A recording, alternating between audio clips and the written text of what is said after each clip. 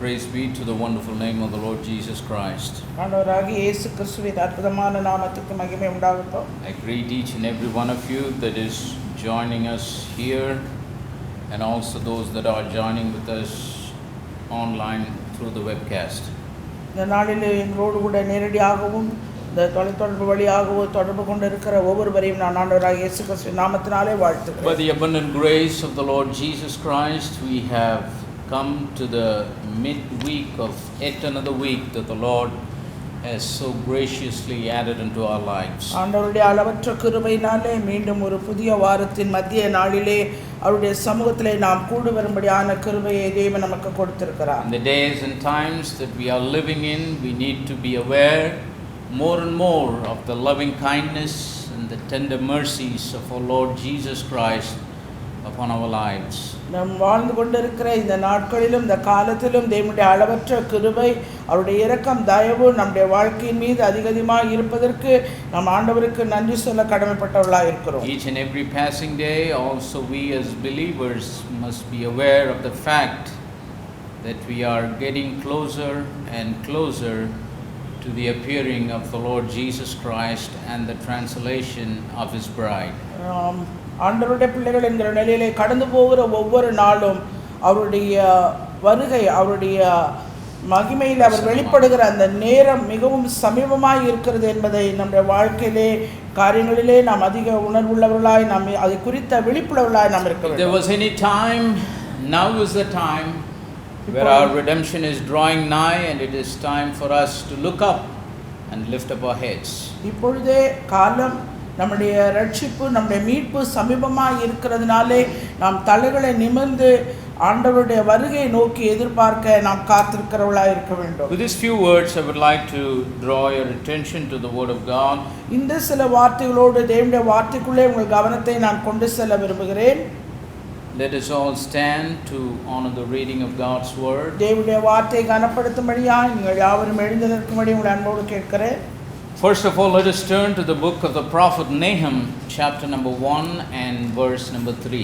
நாகும் தீர்க்கதரிசன புத்தகம் 1வது அதிகாரம் 1ஆம் வசனம். And then we'll go to the book of Matthew, chapter number 26, and read verse number 53 and 54. முன்பாக மத்தேயு 26, 26வது அதிகாரம் verse number 53 and 54. 53 54. Nahum chapter number 1 and verse number 3, it says, "The Lord is slow to anger and great in power, and will not at all acquit the wicked. The Lord hath his way in the whirlwind and in the storm, and the clouds are the dust of his feet." நாகும் தீர்க்கதரிசன புத்தகம் 1ஆம் அதிகாரம் 3ஆம் வசனம். கர்த்தர் நீடிய சாந்தமும் மிகுந்த வல்லமையும் உள்ளவர், அவர்களை ஆக்கினையில்லாமல் தப்புவிக்க மாட்டார். கர்த்தருடைய வழி சுழல் காற்றிலும் பெருங்காற்றிலும் இருக்கிறது, மேகங்கள் அவருடைய பாதத்தூளாய் இருக்கிறது. Matthew chapter number 26 verse 53 and 54. மத்தேயு 26 53 54 வசனங்கள். Says, "Thinkest thou that I cannot now pray to my Father, and he shall presently give me more than 12 legions of angels? But how then shall the scriptures be fulfilled, that thus it must be?" நான் இப்பொழுது என் பிதாவை வேண்டிக் கொண்டால் அவர் 12 லேகியோனுக்கு அதிகமான தூதரை என்னிடத்தில் அனுப்ப மாட்டார் என்று நினைக்கிறாயா? அப்படி செய்வேனானால் இவ்விதமாய் சம்பவிக்க வேண்டும் என்ற வேத வாக்கியங்கள் எப்படி நிறைவேறும் என்றார். May the Lord add his blessing to the reading of his word. வாசிக்க கேட்ட இந்த வேத பகுதியை கர்த்தர் நமக்கு ஆசீர்வதித்து கொடுப்பாராக. Let us all bow our heads and close our eyes for a நாம் எல்லாரும் நம்முடைய தலைகளை வணங்கி கண்களை மூடி நாம் ஜெபிப்போம். Most gracious and loving heavenly Father, we thank you for this wonderful evening. மிகுந்த கிருபையும் அன்பும் நிறைந்த பரலோகத்தின் தகப்பனே, இந்த அருமையான நல்ல மாலை நேரத்துக்காக உமக்கு நாங்கள் நன்றி செலுத்துகிறோம். Thank you, Lord, for the wonderful opportunity that you have given us to meditate upon your word. இந்த வேத வசனத்தை தியானிக்கும்படியாக நீர் கொடுத்த மீண்டும் ஒரு நல்ல தருணத்துக்கோ வாய்ப்புக்காக உமக்கு நன்றி செலுத்துகிறோம். Pray that you will anoint my lips of clay to speak your anointed word. ஆண்டவரே, உம்முடைய அபிஷேக அபிஷேகிக்கப்பட்ட வார்த்தைகளை பேச என்னை நீர் அபிஷேகி. Anoint every ears to hear your word and every hearts to receive your word. உம்முடைய வார்த்தையை கேட்கிற ஒவ்வொரு செவிகளும் ஏற்றுக்கொள்ளுகிற ஒவ்வொரு இருதயத்தையும் நீர் அபிஷேகிக்க வேண்டுமாய் ஜெபிக்கிறேன். Most of all, Lord, we pray that you will anoint our lives to be transformed by your word. உம்முடைய வார்த்தையினாலே எங்களுடைய வாழ்க்கை மறுரூபமாக நீர் அபிஷேகிக்க வேண்டுமாய் ஜெபிக்கிறேன். Bind all the power of darkness in the name of the Lord Jesus Christ. எல்லா அந்தகாரத்தின் கிரியைகளை உம்முடைய நாமத்தினாலே கடிந்து கட்டி சபித்து அப்புறப்படுத்துகிறேன். May the liberty of your spirit be with us. உம்முடைய விடுதலையின் ஆவியானவர் எங்கள் மத்தியிலே தங்கியிருக்க வேண்டுமாய் ஜெபிக்கிறேன். Let there be a spirit of revelation and understanding in the hearts of each and every one that is joining us. இந்த இடத்திலே எங்களோடு இணைந்திருக்கிற ஒவ்வொருவரோடு இருதயத்தோடு ஆண்டவரே கர்த்தாவே உம்முடைய புரிந்துகொள்ளுதலின் ஆவி வெளிப்பாடின் ஆவி தங்கியிருக்க வேண்டுமாய் ஜெபிக்கிறேன். Lord, you are an omnipresent God and you know your people wherever they are. That your presence will captivate their hearts and minds at this hour. ஆண்டவரே நீ சர்வ வியாபகமுள்ள தேவன். ஆண்டவரே உம்முடைய ஜனங்கள் உம்முடைய பிள்ளைகள் எங்கெல்லாம் இருக்கிறார்களோ அங்கெல்லாம் உம்முடைய பிரசன்னம் விளங்கும்படியாய் நான் ஜெபிக்கிறேன். We declare that all the glory, honor and praise belong to you and you alone. ஆண்டவரே சகல துதி கன மகிமை மேன்மை உமக்கு ஒருவருக்கே உண்டாகட்டும் என்று அறிக்கையிடுகிறேன். We ask all of this wonderful blessings in the precious name of the Lord Jesus. இதை எல்லா ஆசீர்வாதங்களும் மேலேறப்பட்ட உம்முடைய நாமமாகிய இயேசு கிறிஸ்துவின் நாமத்தினாலே கேட்கிறேன். Amen. Amen. Please be seated. தயவு செய்து உட்கார். As most all of you know, for the past several months we are talking a series of messages on the subject believers maneuver through crisis, especially in the midweeks. கடந்த சில மாதங்களாக வாரத்தின் மத்திய நாளிலே நாம் தியானித்து வருகிற வேத பகுதியானது ஒரு விசுவாசி தன்னுடைய நெருக்கத்தை எப்படி கையாள வேண்டும் என்கிற தலைப்பின் கீழே நாம் தியானித்து வருகிறோம். And in this particularly we are talking about the test of faith of a believer. ஒரு விசுவாசியுடைய விசுவாசம் எவ்விதமாய் பரீட்சிக்கப்படுகிறது என்பதை குறித்து நாம் தியானித்து வந்து We are talking about the different ways by which God can possibly put our faith into test. நம்முடைய விசுவாசத்தை தேவன் பரீட்சிக்கும் விதமாய் எப்படிப்பட்ட பாதைகளினூடே எவ்விதமாய் நம்மை பரீட்சிக்கிறார் என்கிற காரியத்தை நாம் தியானித்து வந்தோம்.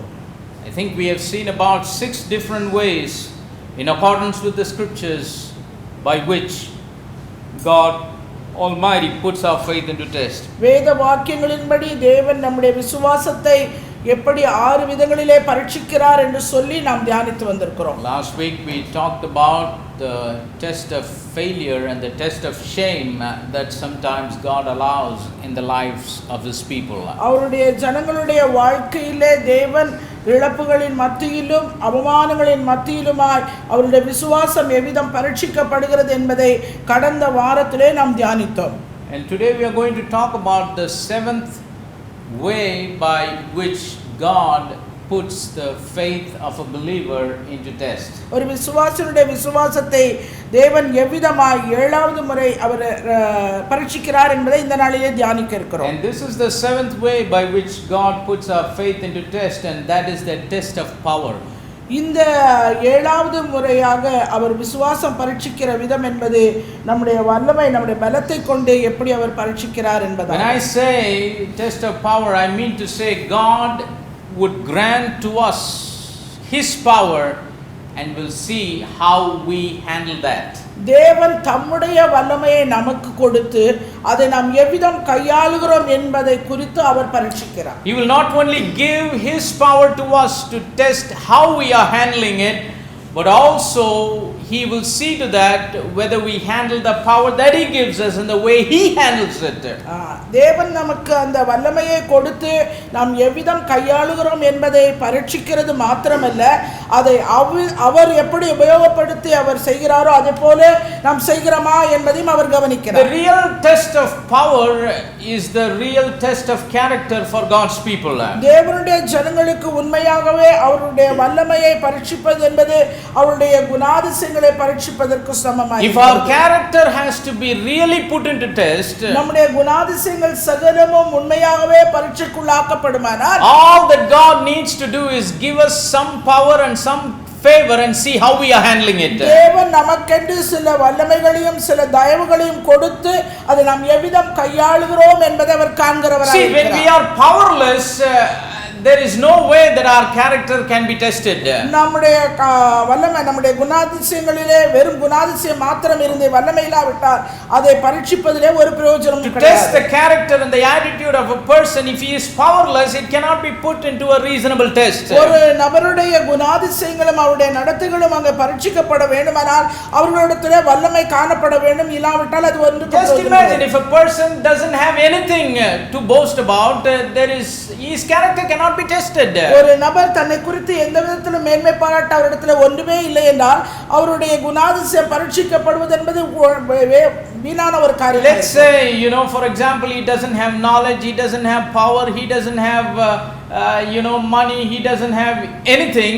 His character cannot be tested. உதாரணத்துக்கு எடுத்துக்கொள்வோம், ஒரு நபருக்கு ஞானம் இல்லை, புத்தி இல்லை, அவருக்கு அறிவுத்திறன் இல்லை, அவரிடத்தில் எந்த ஒரு வல்லமையும் இல்லை என்றால் அவருடைய விசுவாசம் பரீட்சிக்கப்படுகிறதுல எந்த பிரயோஜனமும் கிடையாது. Nobody would care about that kind of a person. அப்படிப்பட்டதான ஒரு நபரை குறித்து எவருமே கவலையற்றிருப்பார். Nobody would check his character. அவருடைய குணாதிசயங்களை எவரும் சோதித்து பார்க்க மாட்டார். Nobody would worry about how he is carrying himself. தன்னை தானே அவர் எப்படி நடத்தி கொண்டு போகிறார் என்பதையும் எவரும் கவலைப்பட மாட்டார். Because he is powerless, because he doesn't have anything, அவர் ஒண்ணுமே இல்லாதவராய் இருக்கிறதுனாலே he would be simply someone that doesn't exist.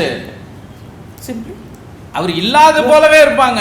He would be considered as a person who doesn't exist. அவர் இருந்தும் அவர் இல்லாதவர் போலவே காணப்படுவார். But if a person has some power, ஒரு நபர் சில வல்லமைகள் உடையவராய் if he has some knowledge, சில அறிவு உடையவராய், if he has some wealth, இல்ல சில ஆஸ்தி உடையவராய் இருப்பார், if he has some influence, இல்ல சில செல்வாக்கு உடையவராய் இருப்பார், if he has some reputation, இல்ல தனக்குள்ள காரியங்கள் ஏதாவது அவர் that would be a real test of his character. அவருடைய குணாதிசயங்கள் அவர் பரீட்சிக்கப்படுவது உண்மையான ஒரு. God would be expecting from him as to how he is handling himself.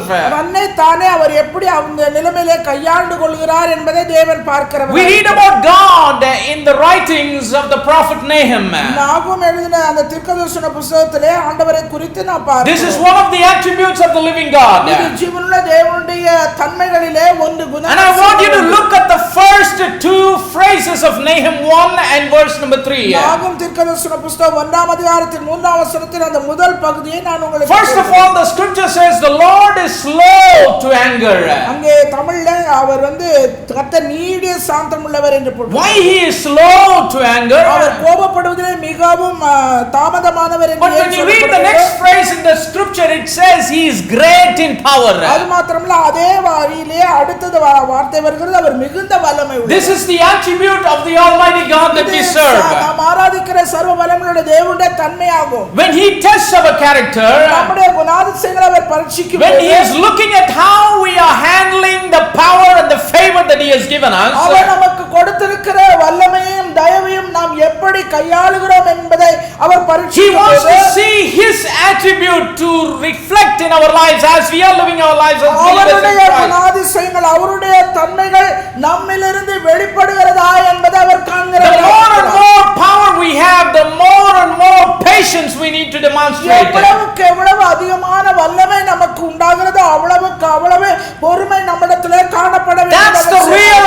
test of character of a believer in Christ. அதுதான் கிறிஸ்துவுக்குள்ளே ஒரு விசுவாசியுடைய குணாதிசயங்கள் பரீட்சிக்கப்படுவது. The Bible says if we are faithful in little, நாம் கொஞ்சத்திலே உண்மையுள்ளவர்களாய் இருந்தோமானால் we will be governing over greater things. நாம் அநேகத்தின் மேல் அதிகாரிகளாய் இருப்போம். Praise the name of the living God. The test of power is the test of character for each and every believer. ஒரு வல்லமையை பரிசோதிப்பது என்பது ஒவ்வொருவருடைய குணாதிசயம் பரிசோதிப்பதற்கு சமம். And when I say power, it can mean anything. Power என்று சொல்லும்போது அது எதை வேணாலும் அர்த்தப்படுத்தலாம். Just talking in a worldly sense, உலக அறிவின்படியா power could be a power of knowledge. அது அறிவினுடைய வல்லமையா இருக்கலாம். Not necessarily biblical knowledge, but also worldly knowledge. அறிவு வேதாகமத்தை பற்றி அறிவு மாத்திரமல்ல உலக பிரகாரமான அறிவும் கூட There is power of money. பணத்திலே ஒரு அறிவு. When people have wealth, it is being measured as some kind of a power. பணத்திலே வல்லமை உடையவர்கள் Because the scripture says money answereth all things. ஏனென்றால் பணமோ எல்லாவற்றுக்கும் உதவும் என்று சொல்லப்பட்டிருக்கிறது. If the scripture says money answereth all things, we need to understand it has got some power in it. பணமோ எல்லாவற்றுக்கும் உதவும் என்று சொல்லும்போது அந்த பணத்துக்கு ஒரு மதிப்பு இருக்குது, அது இல்லாம முடியாது. Some people have the power of influence. சிலருக்கு செல்வாக்கு அதிகமான, some people have the power of reputation. சிலருக்கு தாங்கள் கொண்டிருக்கிற காரியங்களிலே மேன்மையான காரியம். some people have spiritual gifts.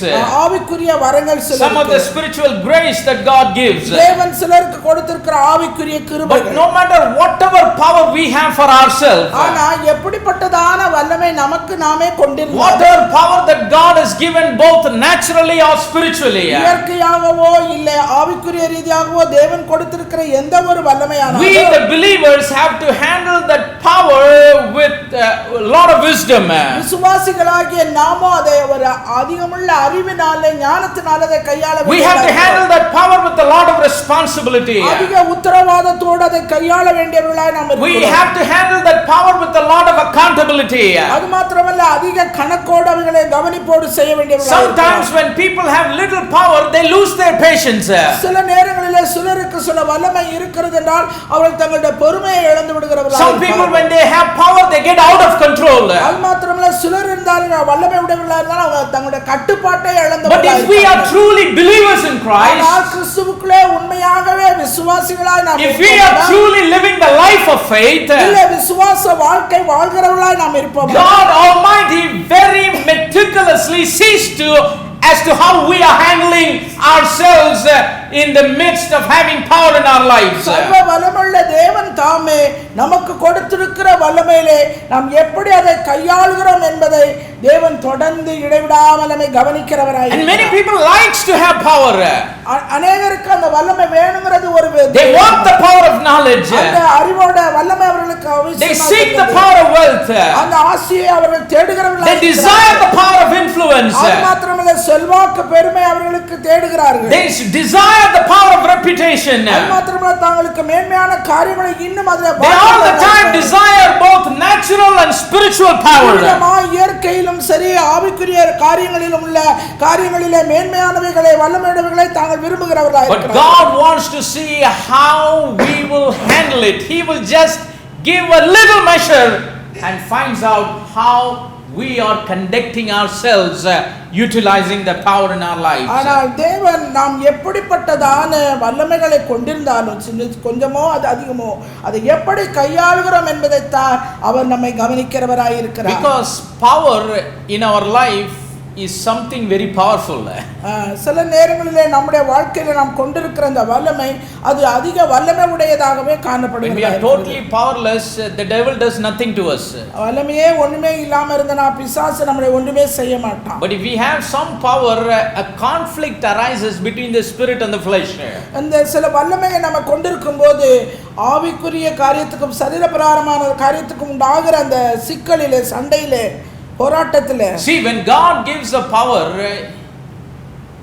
தேவன் நமக்கு வல்லமையை கொடுக்கும்போது he gives the power to use it the way he wants us to use. அவர் எப்படி அதை உபயோகப்படுத்துகிறாரோ அந்த வகையிலே நம்ம உபயோகப்படுத்த அவர் விரும்புகிறார். but the devil always would encourage us to abuse the power. ஆனா பிசாசானவனோ அதற்கு விரோதமாய் நாம் கிரியை செய்யும்படியாய் நம்ம you might be saying sitting here what power do I have? நீங்க இங்க உட்கார்ந்துட்டு யோசிக்கலாம் என்கிட்ட என்ன வல்லமை இருக்குது. if you are a family man நீங்க ஒரு குடும்ப தலைவனாய் இருந்தா you have the whole family under your power. உங்களுடைய முழு குடும்பம் தான் உங்களுக்கு வல்லமை. if you are in a position in your job the people that are working under you are in your power in some way. நீங்க உங்களுடைய வேலையிலே நீங்க உங்களுக்கு கீழாய் இருக்கிறவர்கள் தான் உங்களுக்கு வல்லமை உடையவராய் நீங்கள் வல்லமை உடையவராய் இருப்பதற்கு. praise the name of the living God. if you have some amount of money for yourself உங்களுக்காக சில கொஞ்சம் பண தொகையாய் நீங்க வைத்திருந்தீர்களா that power that money belongs to you. அந்த பணமே உங்களுக்கு ஒரு வல்லமையாய் உங்களுக்கு சொந்தமாய் இருக்கிறது. you have the power to use that money in any way you want to. உங்களுக்கு விருப்பப்பட்ட வகையிலே அந்த பணத்தை உபயோகப்படுத்த உங்களுக்கு வல்லமை உண்டு. let's say you have nothing, ஒண்ணுமே இல்லன்னு வெச்சுக்குவோம். if you have a sound mind it is a power that God has given you. தெளிந்த புத்தி இருந்தா அதுவே பெரிய வல்லமை. how you are going to use your thinking? உங்களுடைய யோசனையை நீங்க எப்படி நீங்க உபயோகப்படுத்த? if God has given you good health health. தேவன் உங்களுக்கு நல்ல ஆரோக்கியம் It is a power that God has given you. அது ஒரு தேவன் கொடுத்த வல்லமை. So whether it is natural or whether it is spiritual, இயற்கையாகவோ இல்ல ஆவிக்குரிய ரீதியாகவோ எதுவாக இருக்கட்டும், each and everything that God has given you has some power in it. தேவன் கொடுத்திருக்கிற ஒவ்வொரு காரியமும் உங்களுக்கு வல்லமை உடையது. And He has given that power for us to use it the way He wants us to use it. அதை கொடுத்திருக்கிற காரணம் என்னவென்றால் அவர் எப்படி அதை உபயோகப்படுத்துகிறாரோ அதுபோல நாமும் அதை உபயோகப்படுத்தும். He wants us to use that power so that we can fulfill His purpose. அவருடைய நோக்கத்தை அவருடைய தீர்மானத்தை நிறைவேற்றும்படியாய் அந்த வல்லமையை தேவன் நமக்கு கொடுத்திருக்கிறார். Every time God gives us power, He has a reason behind it. தேவன் கொடுக்கிற ஒவ்வொரு வல்லமைக்கும் பின்னாலே ஒரு காரணம் ஒரு காரியம் உண்டு. It is for us to use it and fulfill His purpose. அவருடைய தீர்மானத்தை நோக்கத்தை நிறைவேற்றும்படியாய் நமக்கு It is for us to use it and fulfill His plan. அவருடைய திட்டத்தை நிறைவேற்றும்படியாய் நமக்கு கொடுக்கப்பட்டது. Praise the name of the living God. That is the reason we need to use that power and not abuse that power. அதனாலே தேவன் விரும்புகிறவனாய் அவர் எப்படி உபயோகிப்பாரோ அதுபோல உபயோகிக்க வேண்டும். If we are faithful over little, He will make us rulers over many. நாம் கொஞ்சத்திலே உண்மையுள்ளவர்களாய் இருந்தால் தேவன் நம்மை அநேகத்தின் மேல் அதிகாரிகளாக வைப்பார். So when we have power, நமக்கு வல்லமை no matter whether it is little power or great power, கொஞ்சமோ இல்ல பெரிதோ அல்ல, whether it is a natural power or a spiritual power, வல்லமையோ இல்ல ஆவிக்குரிய வல்லமையோ அல்ல, whatever it is that God has given us, தேவன் கொடுத்திருக்கிற வல்லமை எதுவானாலும் God wants us to use it, தேவன் அதை உபயோகப்படுத்த விரும்புகிறார். but the devil wants us to abuse it. ஆனால் பிசாசானவனோ அதை நாம் நேர்மறையாக தேவனுக்கு விரோதமாக That's why when we handle the power that God has given us, தேவன் கொடுத்திருக்கிற வல்லமையை நாம் உபயோகிக்கும் in போது simple words, if we handle the life that God has given us, தேவன் நமக்கு கொடுத்திருக்கிற இந்த வாழ்க்கையை நாம் பயன்படுத்துவோம். as we live the life that God has given us, தேவன் கொடுத்திருக்கிற இந்த வாழ்க்கையை நாம் வாழும் we have to live it the way that God wants us to தேவன் live. விரும்புகிற விதமாய் நாம் வாழ்கிறோம். We have to utilize the power that He has given us in the way that He has அவர் கொடுத்திருக்கிற given us to வல்லமையை use it. இந்த வாழ்க்கையிலே சரியான விதத்திலே But the பயன்படுத்துகிறோம். devil's job ஆனா பிசாசுடைய வேலை is always to destroy and destroy the purpose of God. தேவனுடைய நோக்கத்தை அழிப்பதே அவருடைய காரியமாகும். If he wants to destroy the purpose of God for giving His power, அவர் தம்முடைய வல்லமையை கொடுத்ததிலே அவருடைய நோக்கத்தை அவர் அழிப்பது அவர் நோக்கமாய் the devil won't allow us to use the power but abuse the power. தேவன் கொடுத்த வல்லமை நாம் சரியாக உபயோகப்படுத்தாமல் அதற்கு நேர்மறையாய் எதிர்மறையாய் உபயோகப்படுத்த That is the reason, அந்த காரணத்தினால் as we live our lives as believers, சுவாசிகளாய் நாம் வாழ்கிற இந்த வாழ்க்கை we always have a conflict between the flesh on the one side and the spirit on the other side. மாம்சத்திலே ஒரு பட்சத்திலும் ஆவியிலே ஒரு புறமுமாய் எப்பொழுதும் ஒரு போராட்டம் உண்டு. We believers won't have any conflict in our lives, any battle in our lives if we are powerless. நம்ம வல்லமை இல்லாவிட்டால் நமக்கு எந்த ஒரு போராட்டமே நமக்கு இருக்க The போகிறது. very fact God has given us His power, தேவன் கொடுத்திருக்கிற வல்லமைக்குரிய முக்கியமான நோக்கம் that's what triggers the battle between the flesh and the spirit. அதுதான் நம்முடைய மாம்சத்துக்கும் ஆவிக்கும் விரோதமான போராட்டத்தையே நம்மை தூண்டக்கூடியதாக இருக்கிறது. Like I told you, நான் இதற்கு முன்பாக சொன்னது போல take for example the sound mind that God has given you. தேவன் கொடுத்திருக்கிற அந்த தெளிந்த புத்தியை எடுத்துக்கங்க. Mind is such a powerful thing that God has given us. தேவன் நமக்கு கொடுத்திருக்கிற இந்த தெளிந்த புத்தி மிகவும் ஒரு வல்லமுள்ள A sound mind, a clear mind, a strong mind. தெளிந்த புத்தி பலமுள்ள புத்தி. Why He has given us ஏன் அதை தேவன் நமக்கு so that கொடுத்திருக்கிறார்? we can think the right things and fulfill the purpose of God. சரியானவைகளை சிந்தித்து தேவனுடைய நோக்கத்தை நிறைவேற்றும்படியாக. And what does the devil try to do? ஆனா பிசாசு என்ன செய்ய He முயற்சிக்கிறான்? would try to pervert our mind. நம்முடைய சிந்தையை புத்தியை அவன் He மாறுபடுத்துகிறான். will do all his best to pervert our thinking. நம்முடைய யோசனைகளை மாற்றும்படியாக அவன் அநேக தந்திரங்களை So செய்கிறான். Apostle Paul, writing to his letter to the saints of the church at the city of Rome, he said, அவர் ரோமருக்கு எழுதின நிருபத்திலே பவுல் அப்போஸ்தலன் பரிசுத்தவான்களுக்கு எழுதினது he's போல talking about the battle between the carnal mind and the spiritual mind. அந்த மாம்ச சிந்தைக்கும் ஆவியினுடைய சிந்தைக்கும் உண்டாகிற போராட்டத்தை பற்றி He said to be carnally minded is death, but to be spiritually minded is life and மாம்ச peace. சிந்தை மரணம், ஆவியின் சிந்தையோ ஜீவனும் சமாதானமும். So dear beloved brothers and sisters in Christ, கிறிஸ்துவுக்குள் அன்பான சகோதர சகோதரிகளே, it doesn't matter whatever it is that God has given you.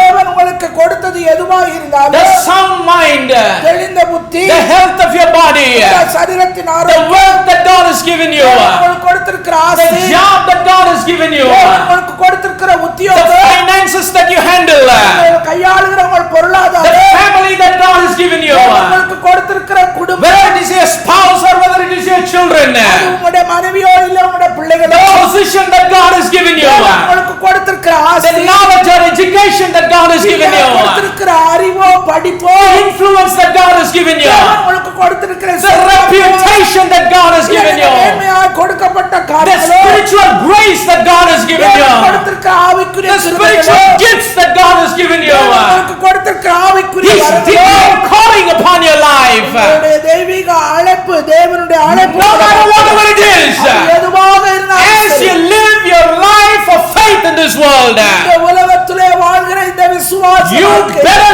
see to that you handle that in the way that God wants you to handle தேவன் it. விரும்புகிற விதமாய் அதை நீங்கள் கையாளுங்கள். Utilize your power as the Spirit of God leads you.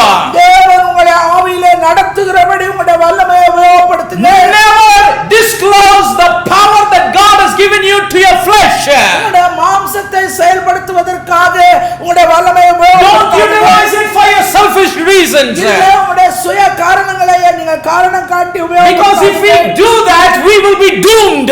நீங்க அப்படியே செய்வீங்கன்னா ஒண்ணுமில்லாம God போய்விடும். wants to see His attribute in our தேவன் lives. தம்முடைய குணாதிசயங்களை நம்மிலே He காண is விரும்புகிறார். someone that is great in power. அவர் வல்லமையிலே பெரியவர். And because He is great in power, our வல்லமையிலே பெரியவராய் He is not இருக்கிறார். angry and impatient on His people. அவர் தம்முடைய ஜனத்தின் மீது கோபப்படுகிறவராய் My Bible says He is slow to anger. கோபப்படுவதிலே More and more power we have, எவ்வளவுக்கு அதிகமான வல்லமை the உடையவராக more and more we need to demonstrate the spirit of meekness. அந்த சாந்தமுள்ள ஆவியை நாம் செயல்படுத்துகிறவர்களாக If we are faithful over a little, நாம் கொஞ்சமோ இல்ல அதிகமாக if we are faithful over a little power that God gives us, கொடுத்திருக்கிற இந்த வல்லமை கொஞ்சமோ அதிகமோ, faithful over the little knowledge that He has given us, ஆண்டவர் கொடுத்திருக்கிற அந்த அறிவிலே கொஞ்சத்திலே உண்மையாய் faithful over a little wealth that He has given us, தேவன் கொடுத்திருக்கிற கொஞ்சம் அந்த ஆசையிலே நாம் உள்ளவில்லை, faithful over a little influence that He has given ஆண்டவர் us, கொடுத்திருக்கிற அந்த கொஞ்சம் செல்வாக்கிலே நாம் உண்மையுள்ளவர்களாக faithful over a little reputation that He has given ஆண்டவர் us, கொடுத்திருக்கிற அந்த மேன்மையான காரியங்களை கொஞ்சம் நாம் faithful over the little grace, spiritual grace that He has given our us. கொடுத்திருக்கிற ஆவிக்குரிய கிருபைகளிலே நாம் உண்மையுள்ளவர்களாக He இருப்போம். is faithful to make us rulers over many. நாம் அநேகத்தின் மேல் அதிகாரிகளாக வைக்க அவர் A உண்மையுள்ளவர். lot of times people wonder why their life is not escalating. ஏன் அநேகர் நினைக்கிறது தன்னுடைய வாழ்க்கையில ஒரு மேன்மையே A இல்லையே, lot of times people think why my life is not towards the upward trajectory. ஏன் என்ற வாழ்க்கையின் காரியங்கள் எல்லாம் மேல் நோக்கி Why my life செல்ல is very stagnant. ஏன் தேங்கின ஒரு நிலையை போல My life is stagnant in the same way that it has been stagnant 10 years before. 10 வருடங்களுக்கு முன்பாக நான் எப்படி இருந்தனோ இன்னும் அப்படியே அதே இடத்துல Everybody is growing, everybody is flourishing. எல்லாரும் நல்லாகறாங்க, எல்லாரும் செழிக்கறாங்க, பெருகுறாங்க, But I வளர்றாங்க. am a child of God. ஆனா நாம் தேவனுடைய பிள்ளையாச்சே. I am a believer. நான் ஒரு விசுவாசியாச்சே. Why my life is stagnant? ஏன் என்னுடைய வாழ்க்கை தேங்கின நிலை?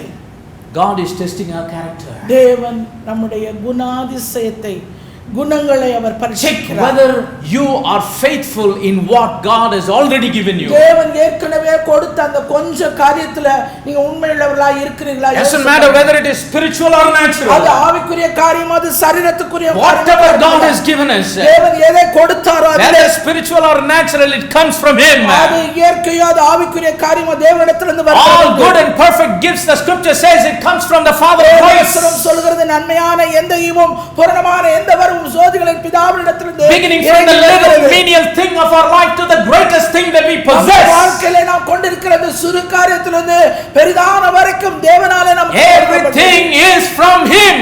சகலமும் அவரிடத்திலிருந்து வந்த ஒன்று. See, that's what the scripture says. We are in Christ. அதனால தான் வேதவசனம் என்ன வேதம் சொல்லுது நாம் அவருக்குள்ள If we இருக்கிறோம். as believers are in Christ, விசுவாசிகளே நாம் அவருக்குள்ள இருப்போம். outside of Him we have nothing. வெளிப்புறத்திலே நமக்கென்று ஒன்றும் Everything that we enjoy, everything that He gives, நாம் அனுபவிக்கிற சகலமும் அவராலே கொடுக்கப்பட்ட ஒன்று. it comes from Him. அது அவரிடத்திலிருந்து He வந்த has given ஒன்று. it with a purpose. அது ஒரு நோக்கத்தோடு அவர் He has கொடுத்திருக்கிறார். provided it with a reason. அது ஒரு காரணத்தோடு அவரை நமக்கு Are we அனுமதித்திருக்கிறார். handling it the way that we need to handle that? ஆண்டவர் விரும்புகிறவனமாய் இதை நாம் கையாளுகிறோமா? Like the Lord is slow to anger and great in power. கர்த்தர் நீடிய சாந்தமும் அவர் மிகுந்த வல்லமையும் உள்ளவர். You look both of these phrases, it looks like they are contradictory to each other. இந்த ரெண்டையும் பார்க்கும்போது ஒண்ணுக்கு ஒண்ணு முரண்பாடா இருக்கிறது போல People think, how can somebody be great but yet be slow?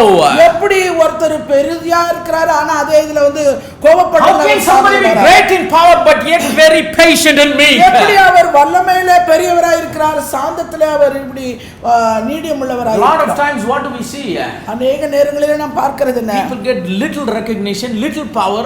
கொஞ்சம் வல்லமை, கொஞ்சம் அங்கீகாரம் அவங்களுக்கு வந்துருச்சு. They totally go overboard. அவங்க தங்களுக்கு தாங்களே எங்கேயோ போயிடுறாங்க. They just forget who they are or who they are. யாருங்கிறதையே அவர்கள் மறந்து போகிற ஒரு நிலைமை.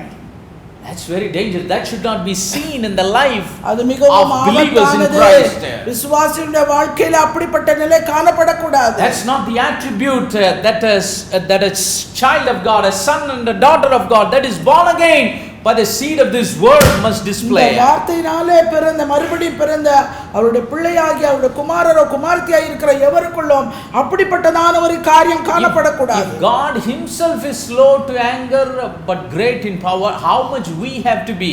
தேவனே நீடிய சாந்தமுள்ளவராய் வல்லமையிலே பெரியவராய் இருப்பாரானால் நாம் எப்படிப்பட்டவர்களாய் இருக்க வேண்டும்? I'm not saying you have to be foolish. இது முட்டாள்தனமா இருக்கிறீங்கன்னு நான் சொல்ல வரல. I'm not saying that we need to be stupid. நாம் வந்து ஒரு முட்டாள்களை போல ஆகிறோம் என்றும் நான் சொல்லல. Doesn't mean that when you don't get angry you justify the wrong. நீங்க கோபப்படுகிறதுனால தவறை நியாயப்படுத்தி சொல்கிறீர்கள் என்றும் நான் சொல்லல. See, there are responsibilities that God gives. தேவன் நமக்கு கொடுத்திருக்கிற உத்தரவாதங்கள் உண்டு. And to handle those responsibilities, God gives us some power. அந்த உத்தரவாதங்களை நாம் செயல்படுத்துவதற்கு சில வல்லமைகளையும் தேவன் நமக்கு கொடுத்திருக்கிறார். Yes, we need to use that power to fulfill that responsibility. அந்த உத்தரவாதத்தை நாம் நிறைவேற்றி முடிப்பதற்கு ஆண்டவர் கொடுத்த வல்லமையை நாம் உபயோகப்படுத்த வேண்டியது அவசியம். For example, about our Lord Jesus, the scripture says, நம்முடைய ஆண்டவராகிய இயேசு கிறிஸ்துவை பற்றி வேதவசனம் இவ்விதமாய் சொல்கிறது. He is a lamb, he was meek. அவர் வந்து ஆட்டுக்குட்டியை போன்றவர், அவர் சாந்தமுள்ளவர். As a lamb that would be taken for slaughter, he was so meek and humble, he didn't even open his mouth. அந்த ஆட்டுக்குட்டி தன்னை வெட்டப்படுகிறவனுக்கு கொண்டு போகும்போது அது வாய் திறக்கல, சத்தம் போடல, அவ்வளவு அமைதலாக இருக்கிறது. Yet he had great power. அவருக்குள்ளே மிகுந்த வல்லமை உடையவராய் இருக்கிறார். His kingdom was not of this world, he came from heaven, the government was upon his shoulders. அவருடைய ராஜ்யம் இந்த உலகத்துக்குரியதில்லை, அவருடைய கர்த்தத்துவம் அவருடைய தோளின் மேல் இருக்கிறது. But at the same time, அதே நேரத்திலே the same Lord Jesus, அதே ஆண்டவராகிய இயேசு கிறிஸ்து when he went into the temple, அவர் தேவாலயத்துக்கு போனபோது and when he saw how the place was abused, அந்த தேவாலயத்தின் இடத்தை எவ்விதமாய் அவர்கள் மாறுபட்ட விதத்திலே when he saw the house of God being turned into a trade complex, அது ஒரு தேவனுடைய வீடை, அது வியாபார வீடா அவர் பார்த்தபோது what did he do? அவர் செய்தது என்ன? He did not show that or demonstrate that spirit of meekness. அந்த சாந்தமுள்ள ஆவியை அங்க அவர் உபயோகப்படுத்தி What did he do? என்ன He said, செய்தார்? my house shall be called a house of prayer, என்னுடைய வீடு எல்லா ஜனங்களுக்கும் but you have made it a den of thieves. அத கள்ளக்குகையா ஆக்கிட்டீங்க. Then we know what all he did to the abominable things that was placed in the house of அந்த God. தேவனுடைய வீட்டிலே வைக்கப்பட்டிருந்த சகல அருவருப்பான காரியங்களை He became angry, he became wild. அவர் கோபப்பட்டார், அதிகமாய் வைராக்கியம். Why? What's the reason? என்ன காரணம்? He was using his power to fulfill his responsibility. தன்னுடைய உத்தரவாதத்தை நிறைவேற்ற அந்த இடத்திலே தன்னுடைய வல்லமையை அவர் உபயோகப்படுத்தினார். Praise the name of the living God. நாமத்துக்கே மகிமை. See, a lot of times அநேக நேரங்களிலே we would like to use the power for our selfish gains. சில நம்முடைய சுய ஆதாயத்துக்காக செய்வதற்காக நமக்கு கொடுக்கப்பட்டிருக்கிற வல்லமையை நாம் உபயோகப்படுத்துகிறோம். To settle scores for our own ego, we use our power. நம்முடைய சுய மரியாதைக்காக அதை காப்பாற்றிக் கொள்ள, அதை தக்க வைத்துக் கொள்ள நமக்குரிய வல்லமையை To take revenge on people, we use the power.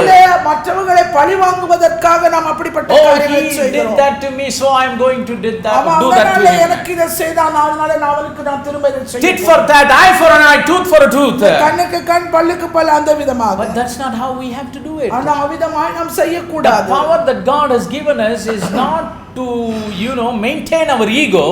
நம்முடைய ஈகோவை நாம பராமரிக்கிறதுக்காக நம்முடைய வல்லமையை The power உபயோகப்படுத்தக்கூடாது. that God has given us is to use to fulfill the responsibility He has given us. ஆண்டவர் கொடுத்திருக்கிற வல்லமையை உபயோகப்படுத்தி ஆண்டவர் கொடுத்திருக்கிற உத்தரவாதங்களை நாம் நிறைவேற்றி முடிக்க வேண்டியவர்களாக இருக்கிறோம். Praise the name of the living God. நாமத்துக்கே மகிமை. When we look at the scriptures very carefully, வேத வசனங்களை நாம் உன்னிப்பாய் நாம் there are கவனித்து great பார்த்தால் cloud of witnesses. நமக்கு மேகம் போன்ற திரளான சாட்சிகள். The first cloud we read in the book of Nahum. நாகும் தீர்க்கதரிசனத்திலே நாம் முதலாவது The மேகத்தை greatest பார்த்தோம். cloud of witness, it's our God Almighty Himself. அது திரளான அந்த மேகம் வேறு யாரும் இல்லை, நான் ஆண்டவராக சர்வ வல்லமையுள்ள தேவன் தான். He is slow to anger, but He was great in our power. நீடிய சாந்தமுள்ளவர், மிகுந்த வல்லமை உள்ளவர். Some people say, oh brother, He is God, He can be like that. ஒருவேளை அவர் தேவனாய் இருக்கிறதுனால அப்படிப்பட்டதான குணங்களை But I am a man, I am a human being. நானும் ஒரு மனுஷன், ஒரு மனித குலம். Let us look at some human beings in the இங்க scripture. வேத வசனத்திலே சில மனிதர்களையும் நாம் பார்க்கலாம். We all know about the conflict that David had with King Saul. தாவீதுக்கும் Saul ராஜாவுக்கும் இடையே இருக்கிற காரணம் பகைமை என்னதென்று அறிவீர்கள். From the time David won the battle against Goliath, கோலியாத்துக்கு விரோதமான போரிலே அவன் ஜெயம் பெற்ற அந்த நேரம் முதல், from the time that people rallied around and chanted that what Saul has killed is thousands, what David has killed is 10,000. அங்கே சவுல் ராஜா கொண்டது 1000, தாவீது கொண்டது 10000 என்று ஜனங்கள் எல்லாம் எக்காலமிட்டு ஆர்ப்பரித்த See, David did not boast about himself, it's the people that rallied around and chanted தாவீது this. தன்னை குறித்து தானே அங்க மிகைப்படுத்தி சொல்லிக் கொள்ளல, ஜனங்கள் செய்த காரியம் அது. So because of this chanting, an enmity arose in the heart of Saul. விவிதமாக ஜனங்கள் ஏற்படுத்தின இந்த காரியத்தினாலே சவுலுக்கு தாவீது மேலே பகைமை He was உண்டானது. plagued with the spirit of jealousy. ஒரு பொறாமை ஆவி அவனுக்குள்ளே கிரியை The செய்தது. spirit of bitterness and hatred, it began to tarnish his life. அவனுடைய வாழ்க்கையிலே தாவீதுக்கு விரோதமான பகைமையும் கசப்பும் பொறாமையும் கொண்டவனாய் அவனை And he was பகைத்தான். trying all his best to finish off David. தாவீதை முடிக்கும்படியாய் எவ்வளவுக்கு எவ்வளவு அவன் முயற்சி எடுத்தானோ அவ்வளவு முயற்சி And the எடுத்தான். more Saul was chasing David, தாவீதை துரத்தி கொண்டே சவுல் ராஜா போக போக David was running here and there, தாவீதும் இங்கேயும் அங்கேயும் தன்னை ஓடி ஒளித்து running and hiding in wilderness, வனாந்தரத்திலே தன்னை ஒளித்துக் கொண்டிருந்தான். running and hiding himself in a cave. அங்கே ஒரு குகையிலே அவன் He தன்னை was ஒளித்துக் literally கொண்டிருந்தான். running for his life. அவன் தன்னுடைய ஜீவன் தப்ப ஓடிக்கொண்டிருந்தான். At that time when Saul was chasing David, அதே நேரத்திலே சவுலும் அவனை பின்தொடர்ந்து David was an ordinary citizen, அங்கே தாவீது ஒரு சாதாரண குடிமகன். but Saul was the king of the nation. அந்த ராஜாங்கத்துடைய ராஜா Saul. Just think about a nation's leader coming after an ordinary citizen. நல்லா கொஞ்சம் கற்பனை செய்து பாருங்க, ஒரு தேசத்தோட தலைவன் ஒரு சாதாரண குடிமகனை துரத்திக்கிட்டே போறத. It's not the ruling party fighting against the opposite party. இது ஆளுகிற கட்சி எதிர்க்கட்சியை துரத்துறது இல்ல. I mean, it is the king of a nation coming behind a normal citizen, a little boy, a little teenage boy. தேசத்தோட ராஜா ஒரு சிறு பையனாய் இருக்கிற ஒரு குடிமகனை துரத்தி கொண்டே போகிறார். Why? Because he did something great that God had empowered him to do. ஏனென்றால் தாவீது அவர் ஆண்டவர் செய்யும்படியான ஒரு காரியத்தை அவருக்கு கொடுத்தது அதை செய்து Because from the time he was a little boy, அவன் சிறு பையனாக இருந்த அந்த he was a man after God's own heart. அவன் தன் தேவனுக்கு இருதயத்துக்கு உகந்த தாசனாக. That's why God sent prophet Samuel and anointed him unto him. சாமுவேலை தேவன் தாவீதுடைய வீட்டிற்கு அனுப்பி அவரை அபிஷேகித்தார். Praise the name of the living God. நாமத்துக்கே மகிமை. Samuel did not anoint David to be king. He was anointed unto God. அவன் தேவனுக்கென்று தாவீது அபிஷேகித்தானுடைய ராஜாவாக அவன் It was much later David was anointed as a அதன் king. பின்பாக தான் கொஞ்சம் காலத்துக்கு பின்பாக தாவீது ராஜாவாக அபிஷேகம் பண்ணப்பட்டான். We read in the scriptures David was anointed 3 times at least. தாவீது 3 முறை அபிஷேகம் பண்ணப்பட்ட ஒரு மனுஷன். It is a shadow of the anointing, the 3-dimensional anointings that we as believers have in this New Testament time. இந்த புதிய ஏற்பாட்டு காலத்திலே விசுவாசிகளாகிய நாம் கொண்டிருக்கிற இந்த 3 விதமான அபிஷேகத்தினுடைய பரிணாமத்தின் நிழலாட்டம் தான் அது. David was God's pick. தேவனாலே தெரிந்து கொள்ளப்பட்டவன் தாவீது. God had chosen. தேவனே அவனை தெரிந்து கொண்டார். As a man after God's own heart. அவன் தேவனுடைய இருதயத்துக்கு உகந்த ஒரு தாசன். But now because of this great victory that he has won against Goliath. கோலியாத்துக்கு விரோதமான அந்த போரிலே அவன் ஜெயம் பெற்றதனால. From where did he get that power to win over Goliath? அந்த கோலியாத்தை ஜெயிக்கும்படியான வல்லமை அவனுக்கு எங்கே இருந்து உண்டானது? Because when Goliath appeared before the host of Israel and defied the armies of the living God, and nobody was willing to come forward there. Goliath படைக்கு முன்பாக வந்து இஸ்ரவேலுடைய ராணுவத்தை பார்த்து அவன் நிந்தித்து செய்யும்போது யாருமே அவனுக்கு பதில் சொல்ல முடியல. Even the greatest captain in the host of Israel, they were looking tiny and puny in front of Goliath. He was a giant. அவன் ஒரு ராட்சதன் கோலியாத். அவனுக்கு முன்பாக அந்த ராணுவங்களுடைய படைத்தலைவன் கூட போய் முன்னாடி நின்னு பதில் சொல்லல. ஏன்னா அவன பார்க்கறதுக்கு இத்துணுண்டா இருந்தான். But David came forward. ஆனா தாவீதோ முன் வந்தான். What power he had? என்ன வல்லமை அவனுக்கு இருந்துச்சு? What training he had? அவன் எப்படிப்பட்டதான பயிற்சி? What authority he had? அவன் எந்த விதமான அதிகாரத்தை உடையவனாக? He was not expecting the sword and the spears to help him to win the fight over Goliath. பட்டயத்தையோ ஈட்டியோ நம்பி அந்த போருக்குள்ளே இறங்கவில்லை. Even David said that face to face when he was fighting with Goliath. அந்த கோலியாத்தோடு முகமுகமாய் அவன் சண்டையிட போறபோது he said, I'm not trusting in all those weapons like you are trusting. நீ நம்பி வச்சிருக்கிற இந்த பட்டயம் ஈட்டிய போல நான் அத நம்பி வரேன். But I come to you in the name of the living God.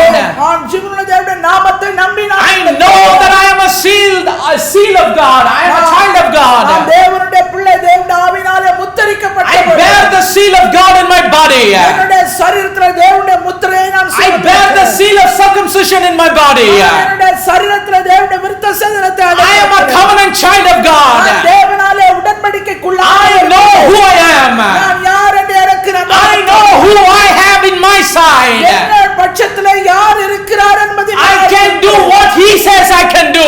என்ன சொல்கிறாரோ அதை தான் நான் செய்கிறவன். Greater is he that is in me. அவ்வளவு அவர் மற்றவர்களை காட்டி I come to you in the name of the living God. தேவனுடைய நாமத்தினாலே நான் உன்னிடத்தில் He understood the power that God has given him. தேவன் கொடுத்த அந்த வல்லமையினுடைய நிலைமை And he wanted to use that power in the right way. அந்த வல்லமையை சரியான விதத்தில் உபயோகிக்க He wanted to use that anointing in the right way. அவன் பெற்றுக்கொண்ட அந்த அபிஷேகத்தை சரியான விதத்தில் He didn't want to go against those that are anointed of God. தேவனாலே அபிஷேகம் பண்ணப்பட்டவன் அவருக்கு விரோதமாய் வந்தவனிடத்திலே போனான். He didn't want to go against those that are anointed of God. தேவனாலே அபிஷேகம் பண்ணப்பட்டவர்களுக்கு விரோதமாய் அவர் போகவில்லை. He wanted to go against the enemies of God. தேவனுக்கு விரோதமாய் பகைவராய் இருக்கிறவர்களை விரோதித்து He wanted to go against those that defied the armies of the living God. தேவனுடைய ராணுவத்தை நிந்தித்த அவனுக்கு விரோதமாய் He used the power in the right way. அவன் கொடுக்கப்பட்ட வல்லமையை சரியான விதத்திலே He was a little boy. அவன் சிறு பையன்தான். He had that understanding. அவனுக்கு சரியான ஒரு புரிந்துகொள்ளுதல் He had that clarity in his mind. அவனுடைய சிந்தையிலே He தெளிவு knew why he was a child of God. அவன் தேவனுடைய பிள்ளையாய் சிறு வயதிலிருந்து He knew why he bore the seal of God. அவன் தேவனுடைய முத்திரையை தன்னிலே பெற்றான். He knew why God gave the power that he had given him. அவனுக்கு கொடுத்திருக்கிற வல்லமை எதற்காக என்பதை அவன் It's அறிந்தவன். not a fight with God's anointed. தேவனால அபிஷேகம் பண்ணப்பட்டவரோடு போராட அல்ல. It's to fight with the enemies who defied the armies of the living God. ராணுவத்தை நிந்தித்த அவருக்கு எதிராளியாய் இருக்கிற அவர்களோடு போராட அவன் கொடுக்கப்பட்டான். Because of that, அது நிமித்தமாய் the enmity came. பகைமையானது உண்டானது. Not in David, but in Saul.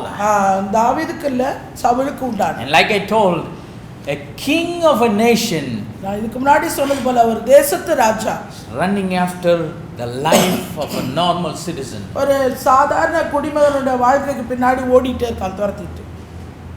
But the Lord was preserving the life of David. ஆனால் தாவீதுடைய ஜீவனை தேவன் பாதுகாத்தார்.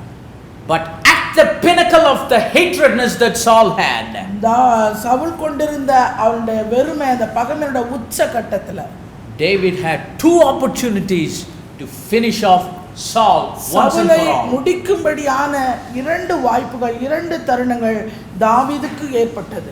The man who killed a giant, ஒரு ராட்சதனை கொன்ற ஒரு மனுஷன், the man who killed a giant that nobody in Israel could kill or come forward boldly. இஸ்ரவேலருடைய ராணுவங்களிலே எவருமே முன்வரல அவனை கொல்வதற்கோ அவனை எதிர்ப்பதற்கோ. அப்படிப்பட்ட ஒருத்தனை கொன்றவன்.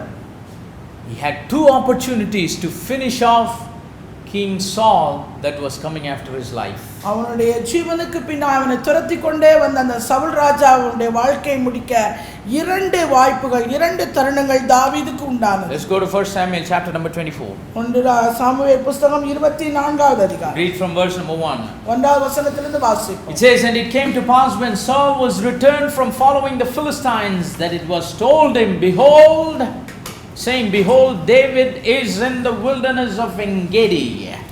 சவுல் பெலிஸ்தரை பின் தொடர்ந்து திரும்பி வந்தபோது இதோ தாவீது என்கேதியின் வனாந்தரத்தில் இருக்கிறான் என்று அவனுக்கு அறிவிக்கப்பட்டது. See, Saul, because of his hatredness, he used all his government machinery to spy over an ordinary citizen that was living in his country.